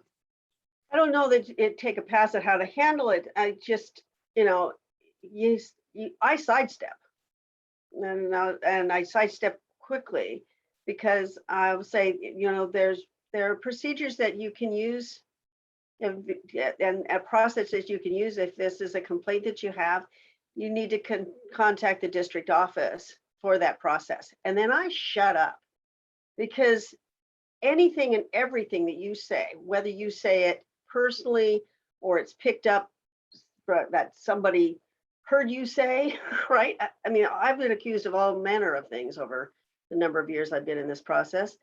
And so I know what I say, and I kind of practice that pat statement, because I also know that I may very well come down to this judicial piece. And if I've said anything with a personal opinion about how I feel about or what I think about, that clouds then the way I would be looked upon when we get to the judicial step. And I think board members have to practice a statement that's easy to say. There's a complaint process. You need to contact the district office for what those steps might, the steps that you can take, and then walk away. Otherwise, you're not going to be able to be, you're not as pure in your judicial role as you may want to be if it gets down to that. Good, Pam. Yeah. So what you're hitting on is this idea of ex parte communication, which is a legal term. It's usually associated with juries. And that's why we sequester juries, is because we don't want them to be biased. And so, and as board members, you just like Pam articulated, you have to know that point where, so I want to back up. The reality is that people run for school board because they want to help children and families. It's what we want to do. That's why we're motivated to do this work. And so it is a natural impulse. If you want to sit and listen to a parent, complain about the hard situation that they're in, that's natural. You should. That means you're a good person. But just as Pam said, the more we listen to the substance of the complaint, the more we could possibly be biased if we have to hear that complaint on appeal. And so it's this idea of ex parte communication. We want to avoid it if we can. Now, this does not mean, Pam, you just described our ombudsman capacity really well. I'm going to take that, I'm going to hear that, and then I'm going to direct that person to the individual that can help resolve that. And it's going to depend on the situation at hand. Now, we always try to resolve complaints at the lowest possible level. So in my case, if it was a registrar, in my scenario, it was a registrar, you're going to send that person to the building administrator, right? But maybe it's a problem with the teacher. So you send that parent back to the teacher, trying to resolve it at the lowest possible level, and trying to keep yourself unbiased in that situation. So we often find ourselves in these ombudsman, role, because frankly, we're, as parents or community members, we're kind of experts in navigating the system. We understand it better than the average member of the public. Okay. Any questions about that?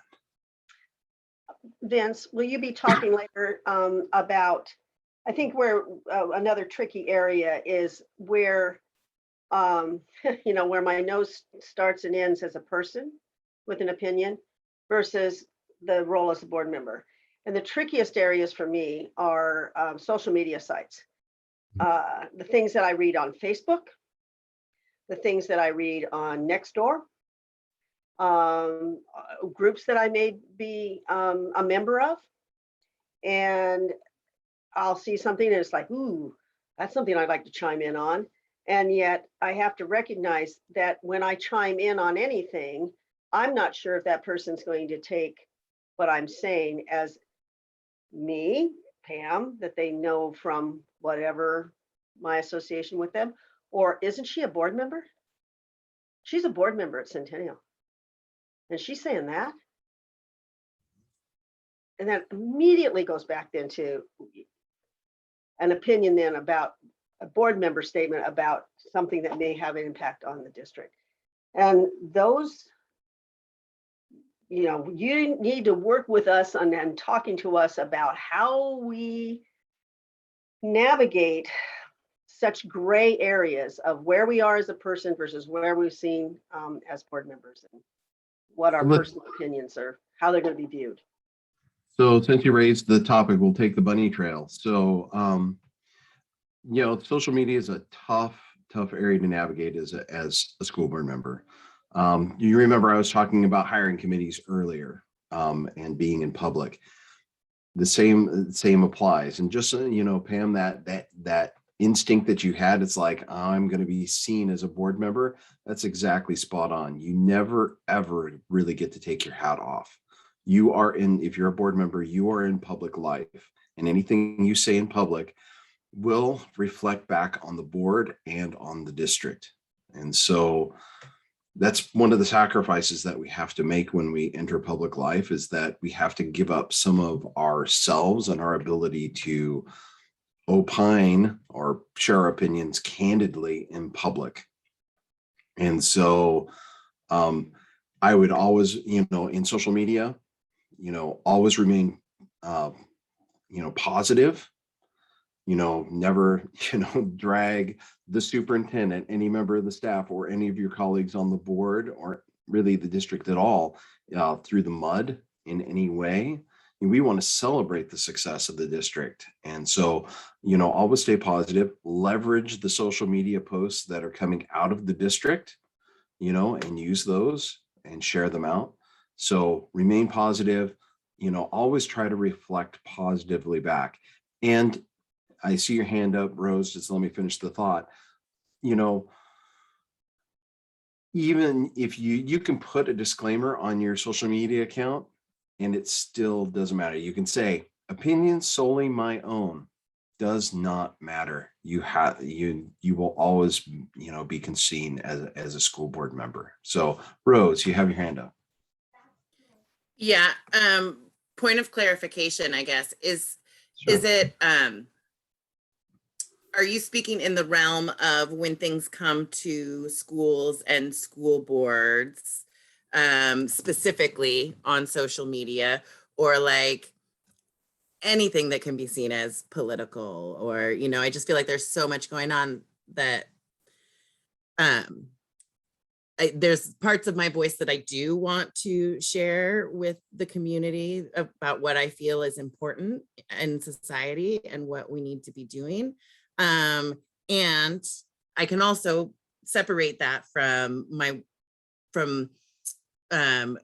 comments and complaints about the school. So I'm just kind of curious your thoughts on that. And anybody could answer probably.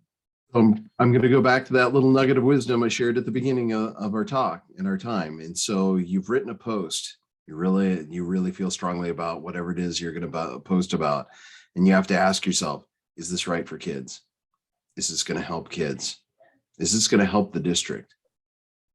Is it going to support my kids? And if you can say, yeah, this supports the board and the mission of the board and the district, and it's going to support kids, then yeah, go ahead, post, do it. If you guys are aligned and you know what you're talking about, then yeah, go for it.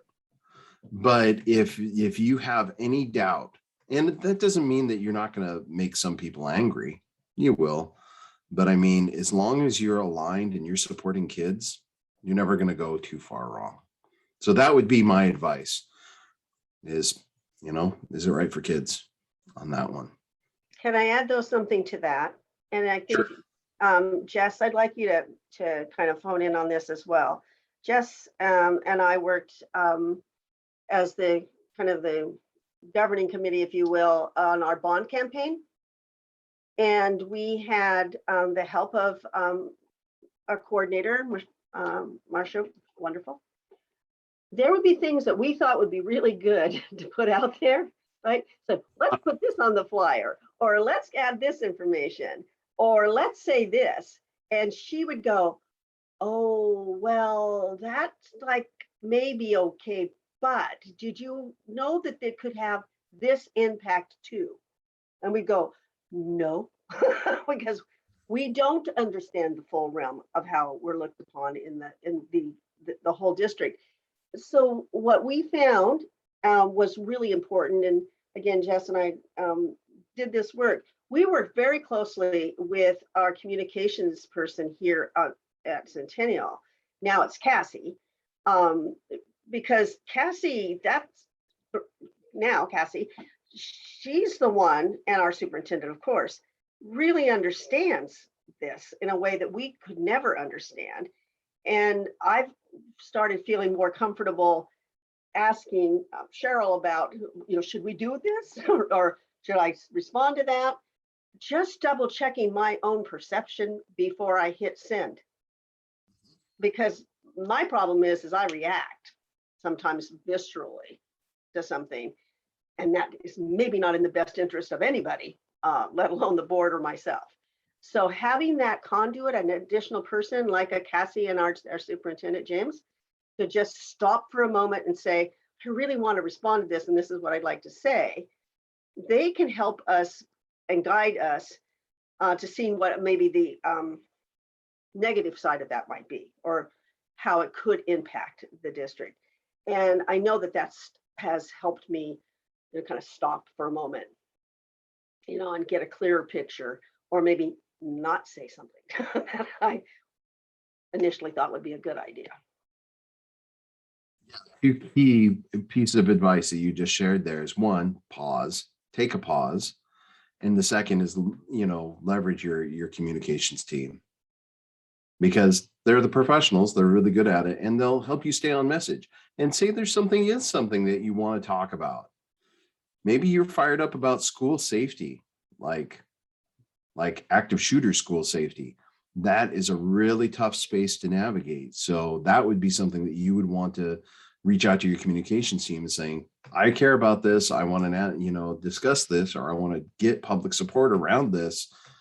What's the best way to do that? So I just pulled that out of the air. It's just a tough topic to discuss. I'm not saying that you should. It's just.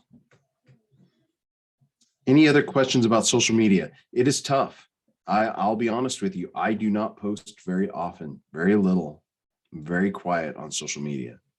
That said, it's a great place to keep up with the chatter that's going on. I guarantee you. So in Corvallis, we have two big groups, Corvallis people and Corvallis conversations. And if there's anything going on in the district, it's on those. Parents are talking about whatever, and they say mean, horrible things. And so, and sometimes parents will raise something, I've even encountered parents that are, have a complaint. They're airing their complaint on Facebook. And so I would ask the group, do you think it's appropriate to private message that person and help them towards getting resolution through social media? What do you think?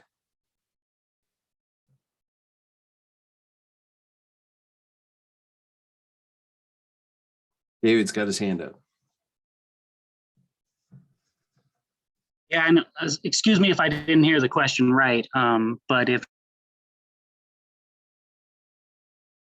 Oh, did I lose you, David?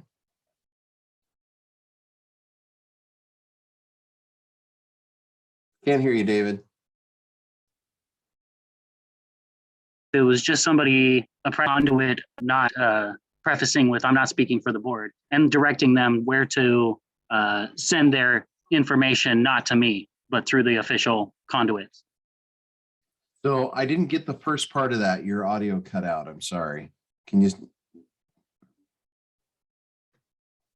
I was just saying I would volunteer to send them through the official conduits. Yeah. I mean, it's a conversation just like you'd have in the grocery store.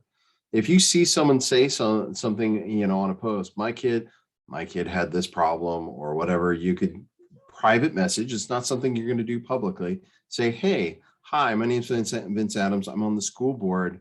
It sounds like you might have a complaint.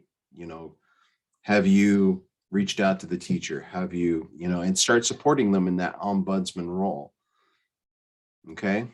So we did forget a step in this complaint process. We're coming back. Remember, we were talking about complaints, and then we talked about social media, and then we're coming back to complaints.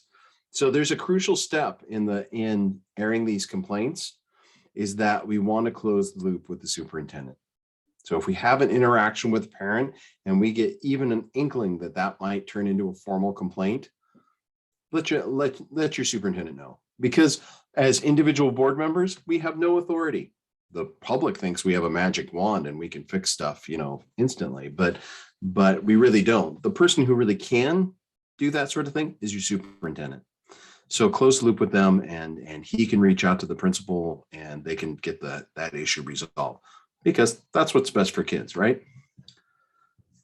Okay, I'm sharing my screen again. Any questions about complaints and or social media? I And have I a mean- technical question. And ever since David cut out on audio, I am experiencing a delay. Is anybody else having that problem? I'm hearing you really well. No, I know, but I mean, I'm seeing a delay in how people are talking, but nobody else is having that problem. I think No, I'm going to sign out for a minute and then sign back in. So Pam, Jordan, will you let me back in? Thank you. Yes. I think Okay. that's the only thing that I've sort of learned over time is I'm very careful about, and this is something, this is applicable to a lot of places. Don't pick up the rope. Sometimes just picking up the rope, like even saying, and I know I've said, go to through the procedure, but in the case where you said, would I private message? I think I'd be more inclined to private message the superintendent, or not private message, I would tell the superintendent, or I would, well, actually, I would tell the superintendent, hey, school X is being talked about. This is what's being said. Maybe check in with the principal. Apparently, it's a parent at that school, because I don't. If I pick up the rope, even when I'm being helpful, sometimes it gets rung around me for reasons that it's like, darn it, I'm trying to help. And yet I've had, then it's a board member can be upset with you because, you got yourself involved, or people say, but the board member said. So sometimes in my mind, it's like, do I want to pick up this rope? Because then I become responsible for it. Yep. And that is that is the risk adverse way to, and whenever we engage someone, there's a risk of it being misconstrued. So I don't think you're wrong there. And you know what? Learn how to screenshot on your phone. So if you're on Facebook and you see something, grab a screenshot and text message it to the superintendent. So you are you're a force multiplier for your superintendent in his ability to be engaged with the community. The reality is your superintendent can't be everywhere all the time, but he's got 7 school board members that are out there, with their ear to the ground, listening and trying to, protect the district. Okay, I got to keep moving, folks. I've got a lot of content here. Let's see. Oh, sharing screen. Okay, so this slide is to remind me to tell you that the board has no investigative authority. And as individual board members, we have no investigative authority. And so we can't go interviewing people to get information pursuant to a complaint or anything like that. If the board does decide to go ahead and proceed with the complaint that's brought before it, and they have to do an investigation, you'll engage a third party typically to do that. Okay. So we don't have any authority to do investigations. Okay, and you will always take action in public. There's one exception. So in any complaint process, judicial process, you will eventually take a vote and it'll happen in a public meeting, except in the case of expulsion, student expulsion, which you can do in executive session. Otherwise, you'll never take a vote in the executive session. Okay. This is germane to that comment about investigations. How about this? Visit schools unannounced to observe student learning in classrooms and check on overall staff and student morale. Is that board work? I'm glad to see, shaking heads. Good. Yeah, this is a highly disruptive practice, and it's more common than you might realize. So yeah, we just can't. And there's policy for this. Policy KK is just visitors in general visiting your school. So this can be anybody, but the one that we're really interested in is this one, policy BG. So board staff communications, and it has this passage: school visits by board members will be regarded as informal expressions of interest in school affairs and not as inspections or visits for supervisory or administrative purposes. It's one of the fastest ways to break trust with not only your superintendent, but your staff. It's very, very disruptive. David, yeah, what you got? Okay, say I show up for what was scheduled to be a wrestling tournament, but the wrestling tournament is canceled, and I end up having conversations with the coaches and maybe some students. Is that an unannounced school board visit? Well, this is a tough one. I mean, it's fine for you to have a conversation, congenial conversation. It's really the intent behind, those conversations. I mean, if you're just chatting about wrestling and where the program's going or whatever, that's fine. When the next meet is going to be, when that meet is going to be rescheduled, as long as it's casual. Again, listen to the language. Informal expressions of interest in school affairs. So are you trying to do board work, or are you, being a parent or an interested community member? I think would be the distinction. I mean, goodness knows, I've been in that situation. It's like a hard line to draw. It is a hard one. Many conversations. Yeah, it is. And I mean, if we want to go back and talk about complaints, sometimes you're going to hear complaints from staff members. Anybody want to try to take a pass at that one?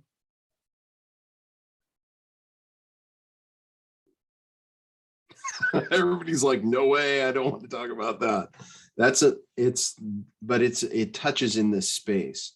So if you're at some place and you have a staff member come up and talk to you about what's going on in school, how do you deal with that? And it's funny, I have the answer actually on the screen. Yeah, Jess. I think you deal with it the same way you deal with the public, just defer them to the district office and to their, employers and their, the chain of command, so to speak. Yep. And I actually have policy BG up here, and I was planning to talk about it later, but it's coming up now. And all communication between staff and the board is mediated through the superintendent. So in that situation, if you have that interaction, absolutely close the loop with your superintendent.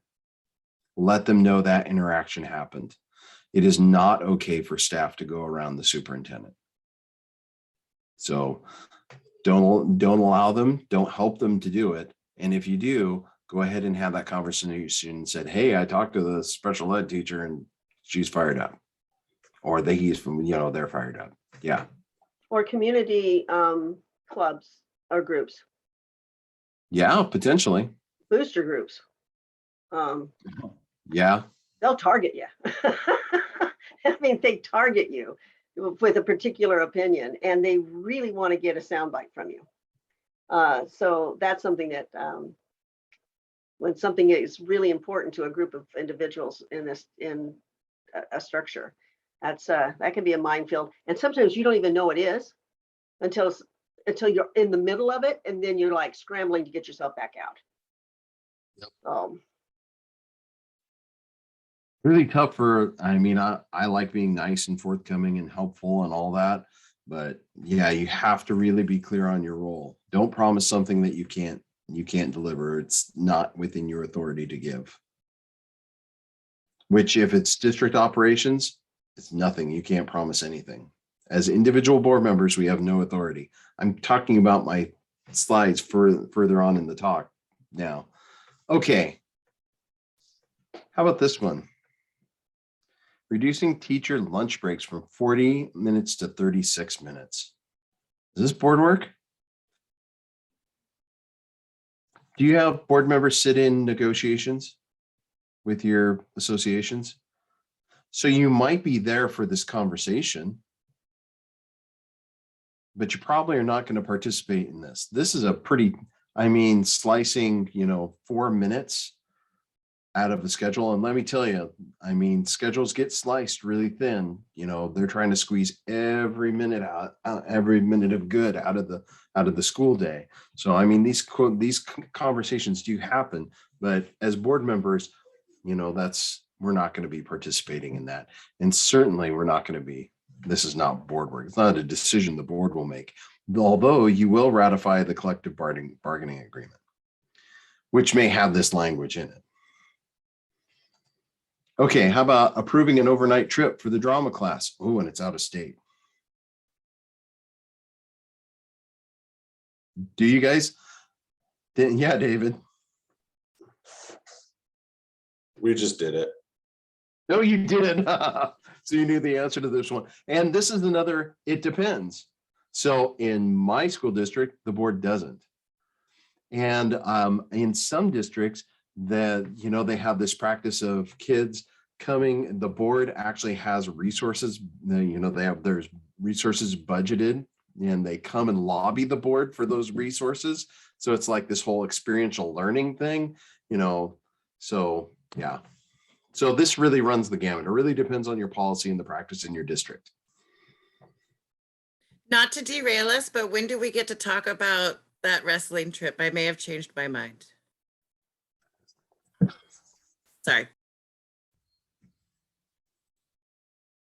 No business. You're not doing business. It's training. Okay. Field trips and yeah, it's in policy IICA. You had that memorized too, didn't you? I knew you did. Okay, how about this one? Oh boy, changing the high school mascot. Is that board work? What do you think, David?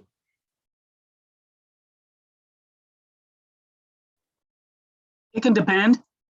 It can depend on what, you know, like there's been discussions about Native American mascots, and there've been talk about, even in our school district in the last few years, about what specific names mean to specific people. So yeah, it can be a larger community discussion. Yeah, and I think, David, you just went in the direction that I always go with this. Look, this is going to be board work. This is going to be superintendent work. This is going to be work for the city council and the Chamber of Commerce, and alumni groups are going to be in there. There's going to be, everybody's going to be in the middle of this one.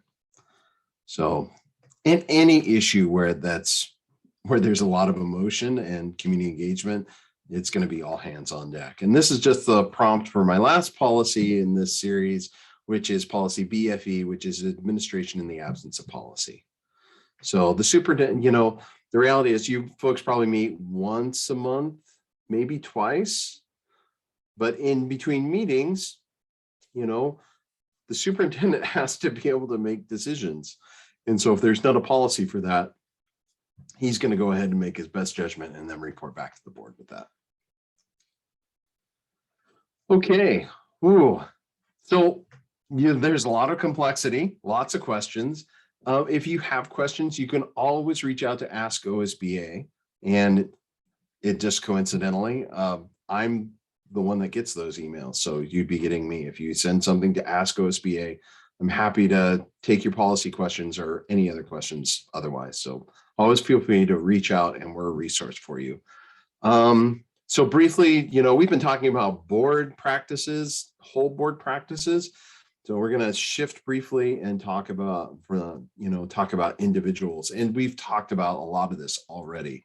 So this is policy BBAA, and this is that individual board member of, responsibilities. And so, the take home here is that individual board member exercises the authority and responsibility of their position when the board is in legal session only. Like right now, you're gavelled into a meeting. As soon as you gavel out, you are just John Q. Public, okay? You have no authority. You cannot direct the superintendent to do anything. You can't direct anybody to do anything.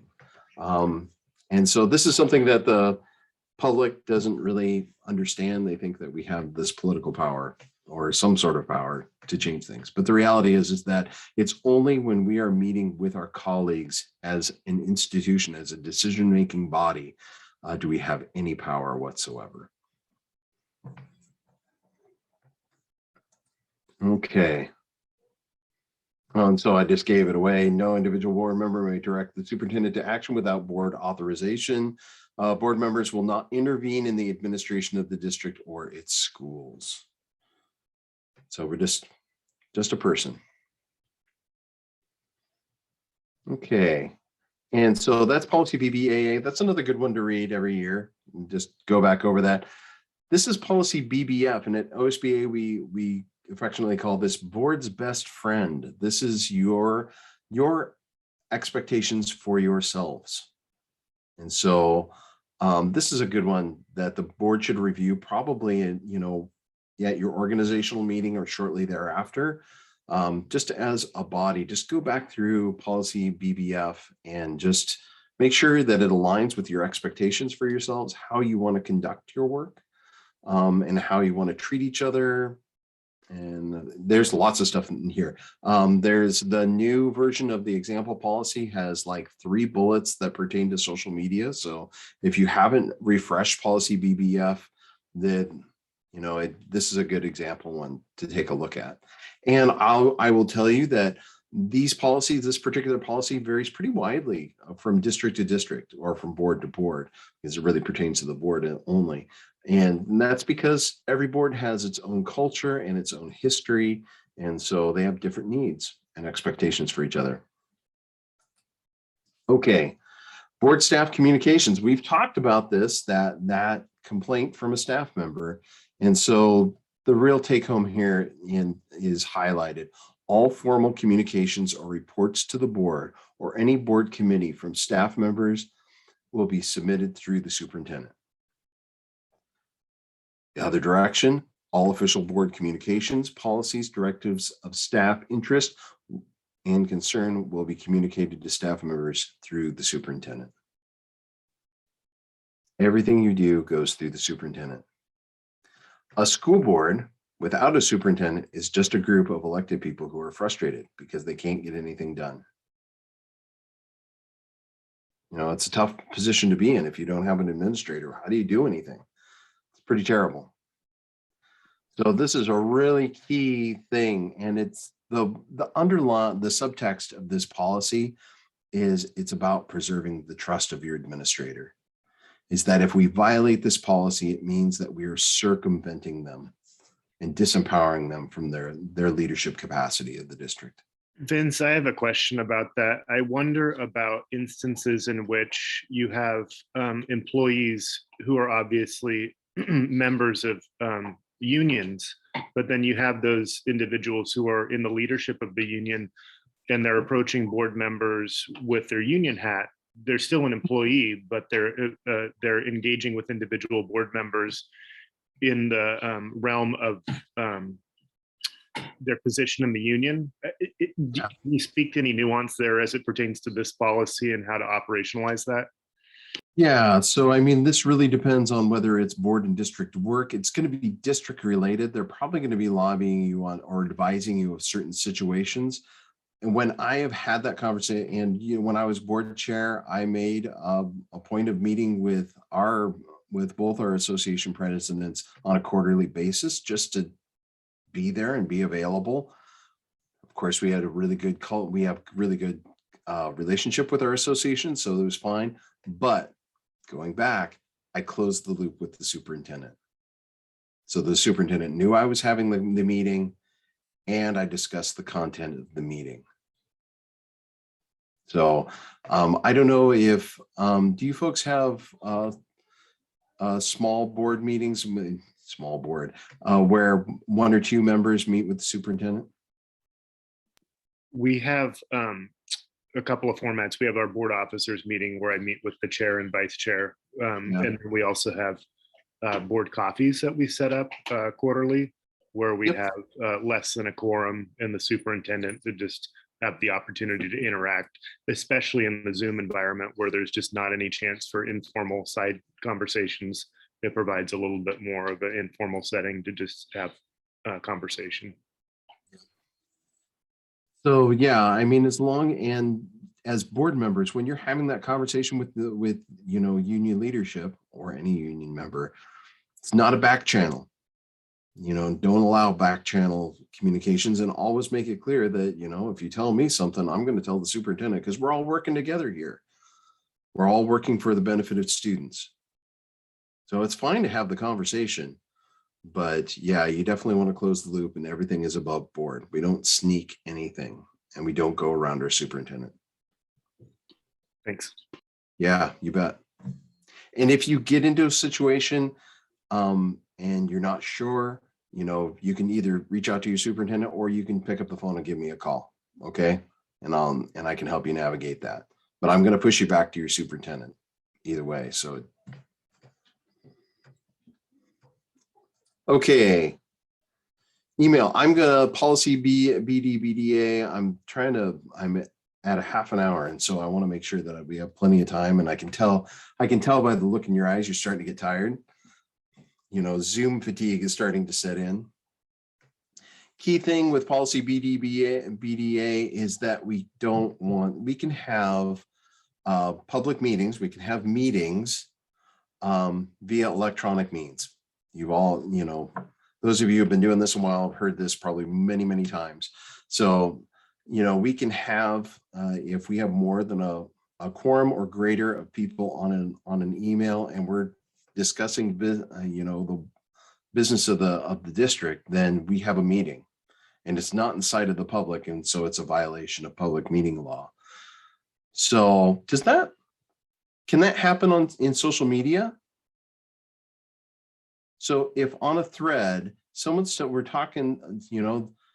made a post about, that darn policy, that darn mask policy and all that stuff. And, that superintendent, he's doing this stuff. And you're 7. So 4 members comment on that thread. Is that a public meeting? David, what do you think? Yes, it is. Yeah.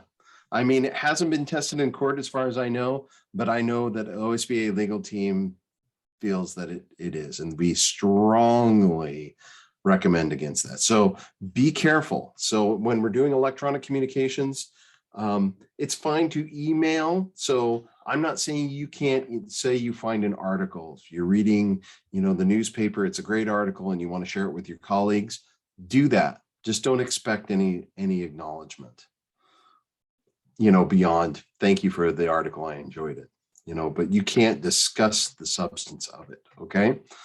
So that's really the thrust of BDBDA, is that we don't want to have any electronic meetings, not like this. I mean, we can have public meetings via virtual meeting, but not via email, not via text message, not in social media, conference calls, anything like that. Okay. And that can also happen serially. So if I send an email to Pam, and then Pam takes that and forwards it to Jess, and then it gets to Rose, at that point, we've got a quorum, and that's a meeting as well. And that has been tested in a court of law and is a no-no, and that will get you in trouble. So but we can discuss procedural things like, where's that PTA meeting? When is the board meeting again? That sort of thing. Procedural stuff we can discuss. Any questions about that? Yeah, David. Yeah. How does that work when you're kind of like reaching out to other board members about how they feel about an issue? That was very likely is going to be, discussing the business of the district. So I'd be careful in doing that. I mean, it doesn't mean that you can't go have coffee with your colleagues. You just don't do that as a group, as a quorum. So not more than 4 of you, or don't no more than 3. Sorry, it's getting late. So no more than 3 if you're going to go get coffee. But it sounds like if I have a specific intention about a specific issue and I take it to a quorum of the board, then I've broken quorum laws, even if I'm doing it over coffee or by sending an individual email or text message or whatever. Yeah, we don't want to deliberate on business, outside of the view of the public. if we can avoid it. And I mean, that doesn't mean that, you know, in board chairs, it's a good practice for board chairs to meet with their members, you know, on a regular basis.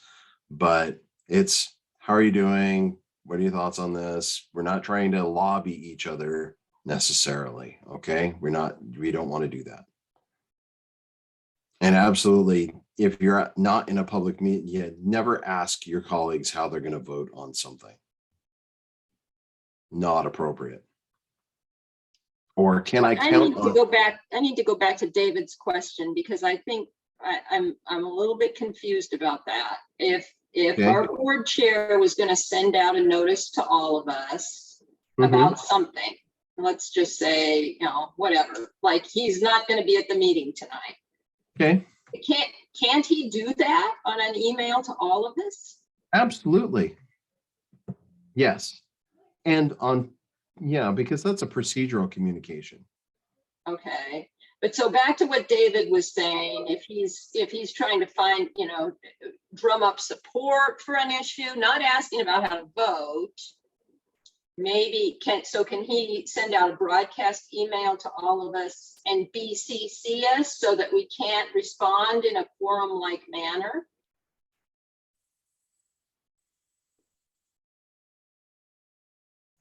I would caution against it. I mean, have that deliberation in the public meeting. And Okay, particularly, and understand also that anything that, you know, that you send electronically becomes part of the public record. yes, right. But procedural, it's okay to Oh, yeah. send something to everybody. Yeah. If I'm not going to be at the meeting. Yeah. Or I'm going to have a procedure. I'm not going to be at the meeting, and you reply back, oh my goodness, you know, I hope you're okay. That sort of thing. That doesn't pertain to the business of the district. Public. Yeah, my the public- dog died or something, you know, I'm not gonna make Yeah. it. And The so-and-so public doesn't died, have your any. dog died, and Yeah. It's tangential.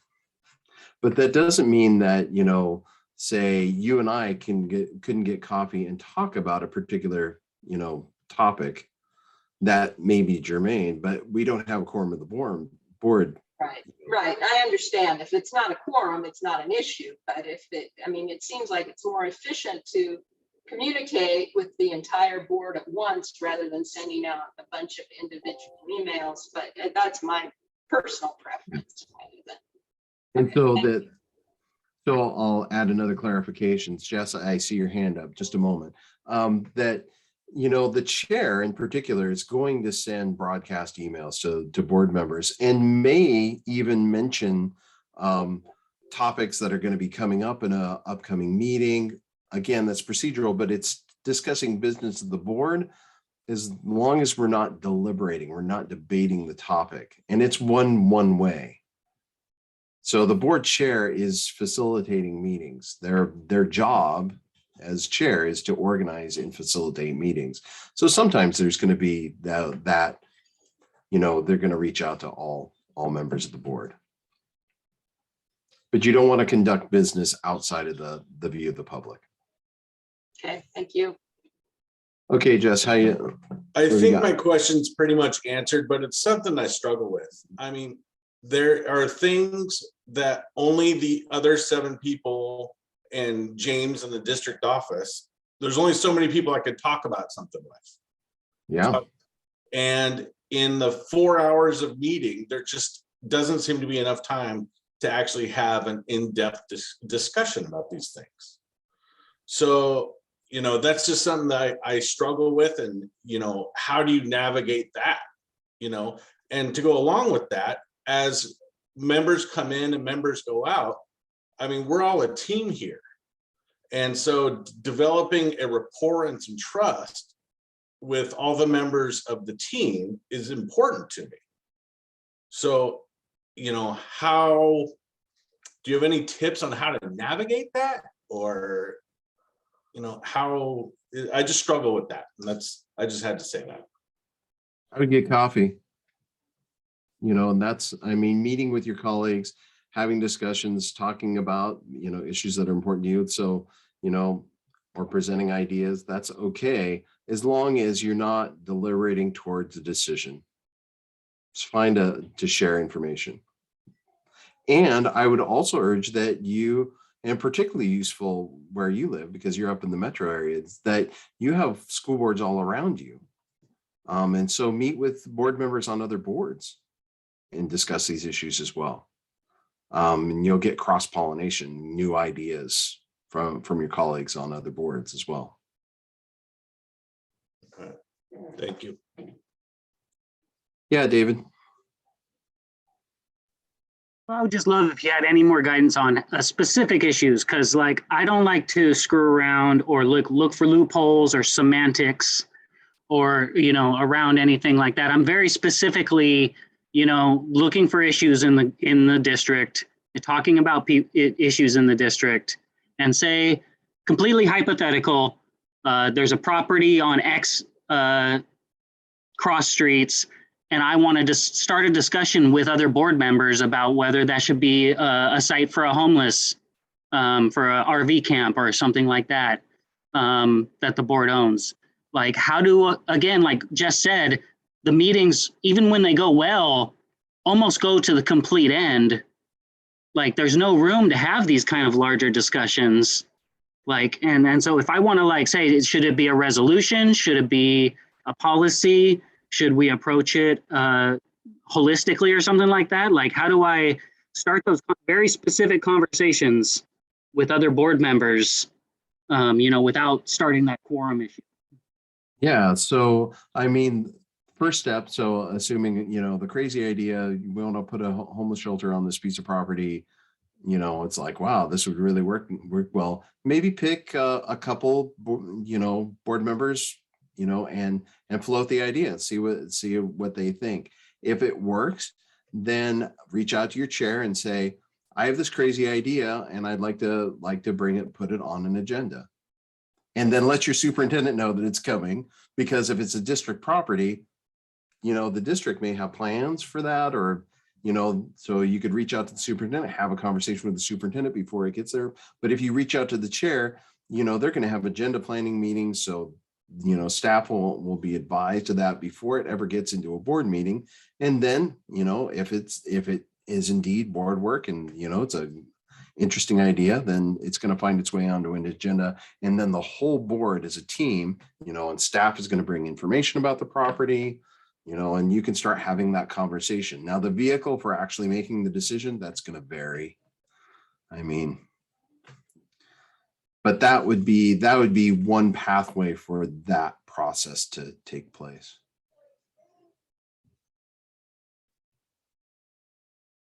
Yeah, Pam. On anything like that, though, I think a good place to start is with the superintendent, because they oversee the district, and they've also been part of the district for, in James's case, like, hey, James, you're in the room, so we might as well talk about you. You've been in this district for a long time.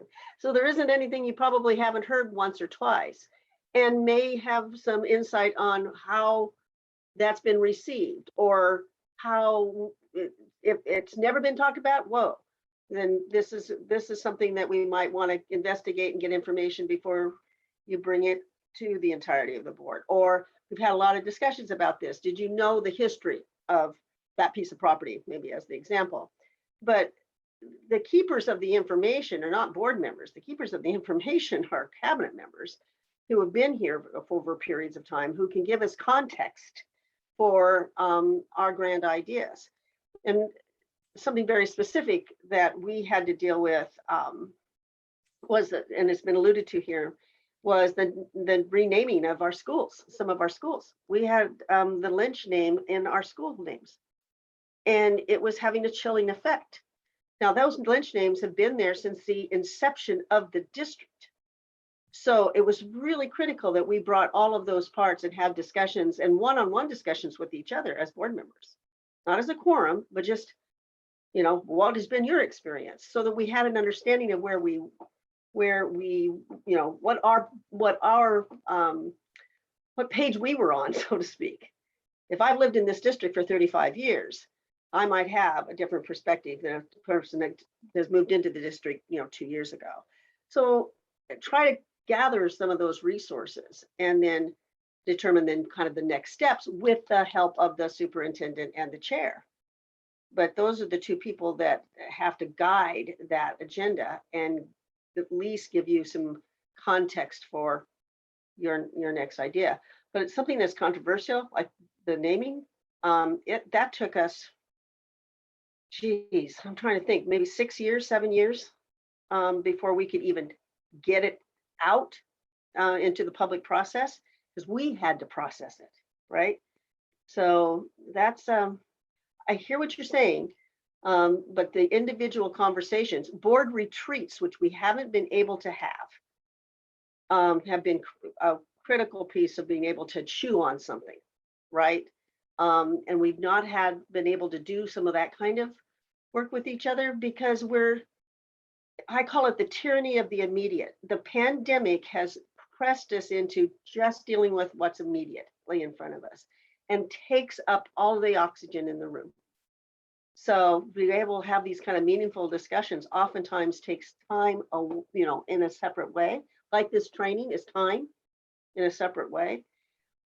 Really grappling with a new idea or something that is important to us as an individual board member. Gosh, that's where retreat type time, where it can be viewed by the public, where we can have the conversation. I mean, that's not held in secret, but it allows us to have that opportunity to chew on really important topics. Tough during these times, though, very tough. Good discussion. How do ideas go from that crazy idea to actual board action and then actually getting operationalized? And it's going to vary. It is going to vary quite a lot. I'm reminded of a policy process I did when I first got on the school board. Tiny little policy and no idling.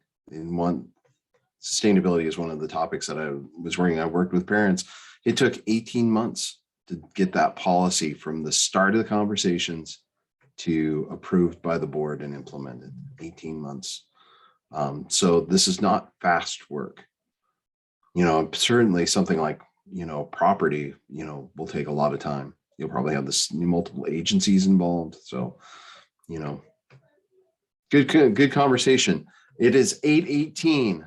I'm going to share my screen again. I'm going to have to do a little bit of triage here. So what is your email protocol? So this is someone emails the board. So for my first question really is, do you have a unified email for your school board? Like schoolboard@centennial.org. You do. Okay. So I'm a constituent. I email the board. What happens to my email? So the way that we have it structured is the board email account goes to the board secretary, and then just kind of depends on what the content of the email is, because one of the things, I'm interested in your feedback on this, but we want to make sure to filter those communications, because kind of back to some of the other points that have been made previously, if it's a complaint about an individual staff member that's not appropriate for the board to be seeing or hearing, that really needs to be directed to the appropriate source rather than directed to the board. And so that's how we have the full group email set up. And then from there, the board secretary then emails it out to the board. If it's questionable, basically the process is Pam, the board secretary, will bring it to my attention, and then I'll engage the board chair, notify him this email was received. We're going to pass it along, and that just happens as a matter of process. But this email was received. It's a complaint about an individual staff member. It's really not appropriate for the board. We're going to refer it back to the appropriate source. Are you okay with me doing that? And that's how we'll do that. That actually is better than the system that we have in Corvallis. I really like that. Let's be honest here. Being on a school board is a volunteer gig, and so it's easy to get buried in email, particularly if you got controversial issues going on. So I really like that idea of having the board secretary, filtering out things that can be, dealt with operationally. Maybe my only recommendation is the board chair is seeing those would be the only suggestion I would have. But otherwise, as a board member, as a sitting board member, I really like that because it means that if something lands in my inbox, it's something I need to pay attention to. It's board work that I need to address. So, but if I wasn't, and it sounds like, all this team has a good relationship. So there are some districts where this level of trust is not present. And so some board members might not feel comfortable with that. But if it's working for all y'all, then I'd go with that. That's a great system. Seems efficient. We have talked about adding the individual board accounts to our board profiles page where we have the picture and the write-up about each board member and having their email address there. So if you have any input on that, I would suggest that. I mean, there are definitely, members of the public that will reach out to individuals. Of course, you will get emails that come to where, members of the public will send an email individually to each person, or so like a BCC. And so that can be problematic because then who addresses it? And so there should be some reply to that. And so that can be challenging in that particular situation. So that's something that the board can weigh. I mean, that's a decision that the team can take up. But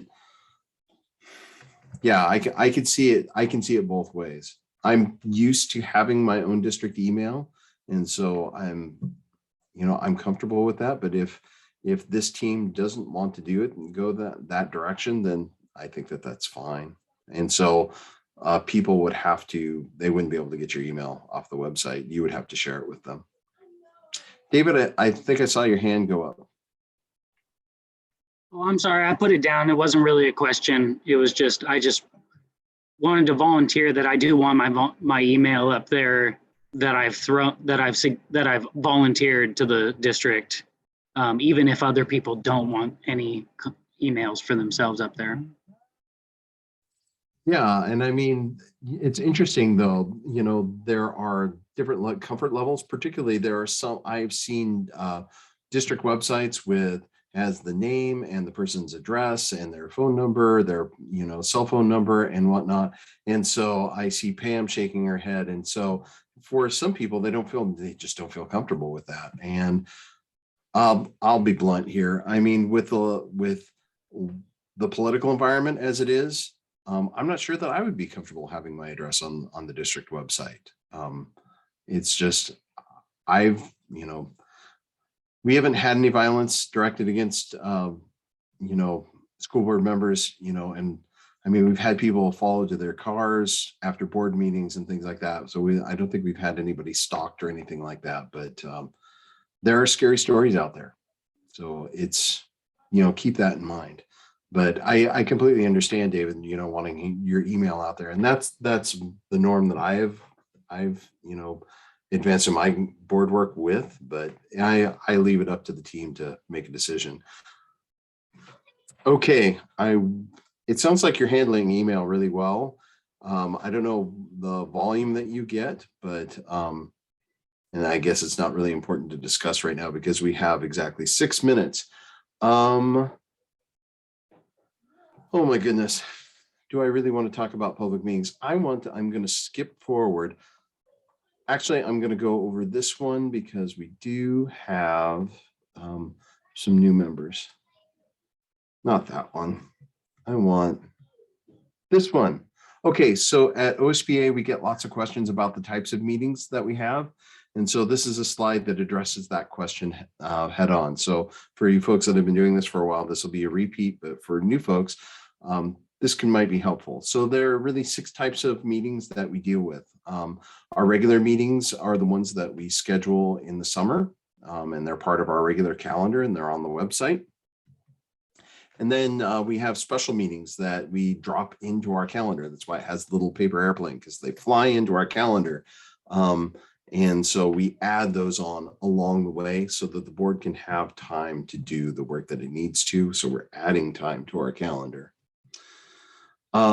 If, need be, we can add a meeting at the last minute and not give the required notice. And that's if there is literally a meeting like a wildfire or an earthquake or something like that, something really bad that you can't give appropriate notice. You still have to note in the meeting minutes why you couldn't give that notice.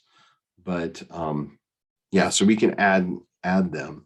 Executive sessions is when we meet out of the view of the public, and we can only do that for very specific reasons. And we will not make any decisions or take a vote in those meetings, except in one instance, which is, does anybody remember? I think it was Pam. I think I saw Pam say student expulsion. So this is the one that throws people's work session. So if you go to the Attorney General's manual on public meetings, you're not going to see a mention of work sessions.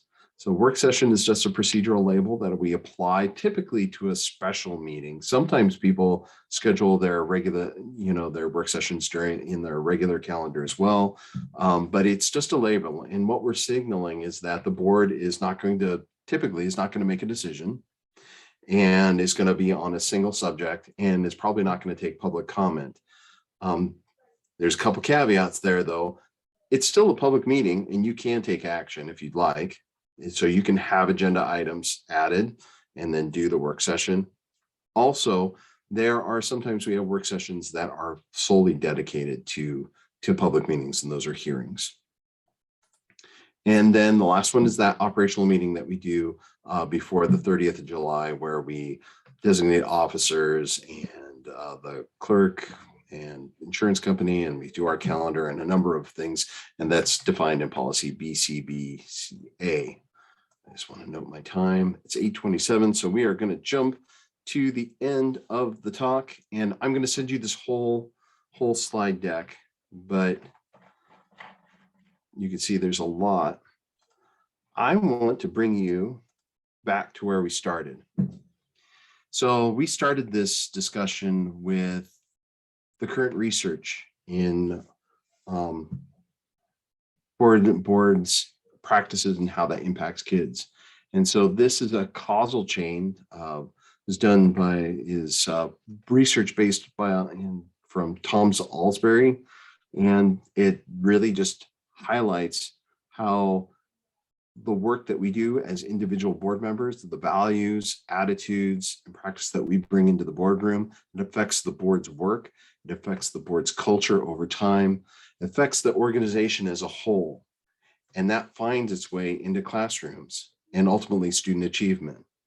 And so, there's this old saying about school boards, if the school board makes a mistake that night, it's in the classroom the next day. Well, I like flipping that on its head. You know what? If the school board does something right that night, it finds its way into the classroom the next day. So people are watching you, your kids are watching you. And if there's one thing that you take away from tonight, is that how you work together and the work that you do matters. It matters for your kids. And so I just want you to hang on to that and believe in that, believe in yourselves and the work that you're doing. I want you to, come back to this document again and again and again. This is the taproot for the work that you're doing, and you have a lovely document. I mean, I also looked at your continuous improvement plans. It's all very well aligned, and so this is great work for you guys to stand on, solid ground for this team to stand on. So please come back to this. And so I want to go over where we're going to go. So on February 2nd, we're going to meet to get some information from you about how you want to conduct your meetings and how you want to work together. That'll be raw material for me, because I'm going to give you a board operating agreement and you guys can deliberate on that. Over February, you're going to take a board self-assessment survey. By the 16th, I'm going to get that draft board operating agreement to the chair. And then on March 2nd, we are going to meet again and do that, debrief that self-assessment survey. And we're going to set board development goals for you folks, or you are going to set your own goals. So that is where we are headed over the next, 2 months. And so this is really exciting work. Thank you for giving the time to this. And seriously, you're always welcome to pick up the phone and call if you need anything, if you have questions or any support. And I think I am thoroughly over time now. So thank you for taking the time to be with me tonight and inviting me to be with your board. It's been a lot of fun. Great. Thank you, Vince. And appreciate the slides were great. I think the engagement was really spot on. And so really energized about this training and looking forward to the future sessions. We have our regular meeting next week. We have a handful of topics that I will be talking with Chair Curry about tomorrow so that we can get the agenda up for next week's meeting by Friday afternoon. Vince, I'm going to lean on you a little bit here in terms of process. Chair Curry couldn't be here tonight and Vice Chair Fuller needed to step away. Do we need a board action to dismiss the meeting? And if so, should I designate somebody or are we good to go? Yeah, technically we do have to adjourn. It is your meeting. All right, sounds good. I'll designate former Chair Shields to call us out. Gee, I have the power to like keep you here all evening. Come on. Hardly. Thank you so much, Vince, for imparting the wisdom, and we are adjourned. Thank you. Everybody. Thank you. Have a good night. Good Bye. night.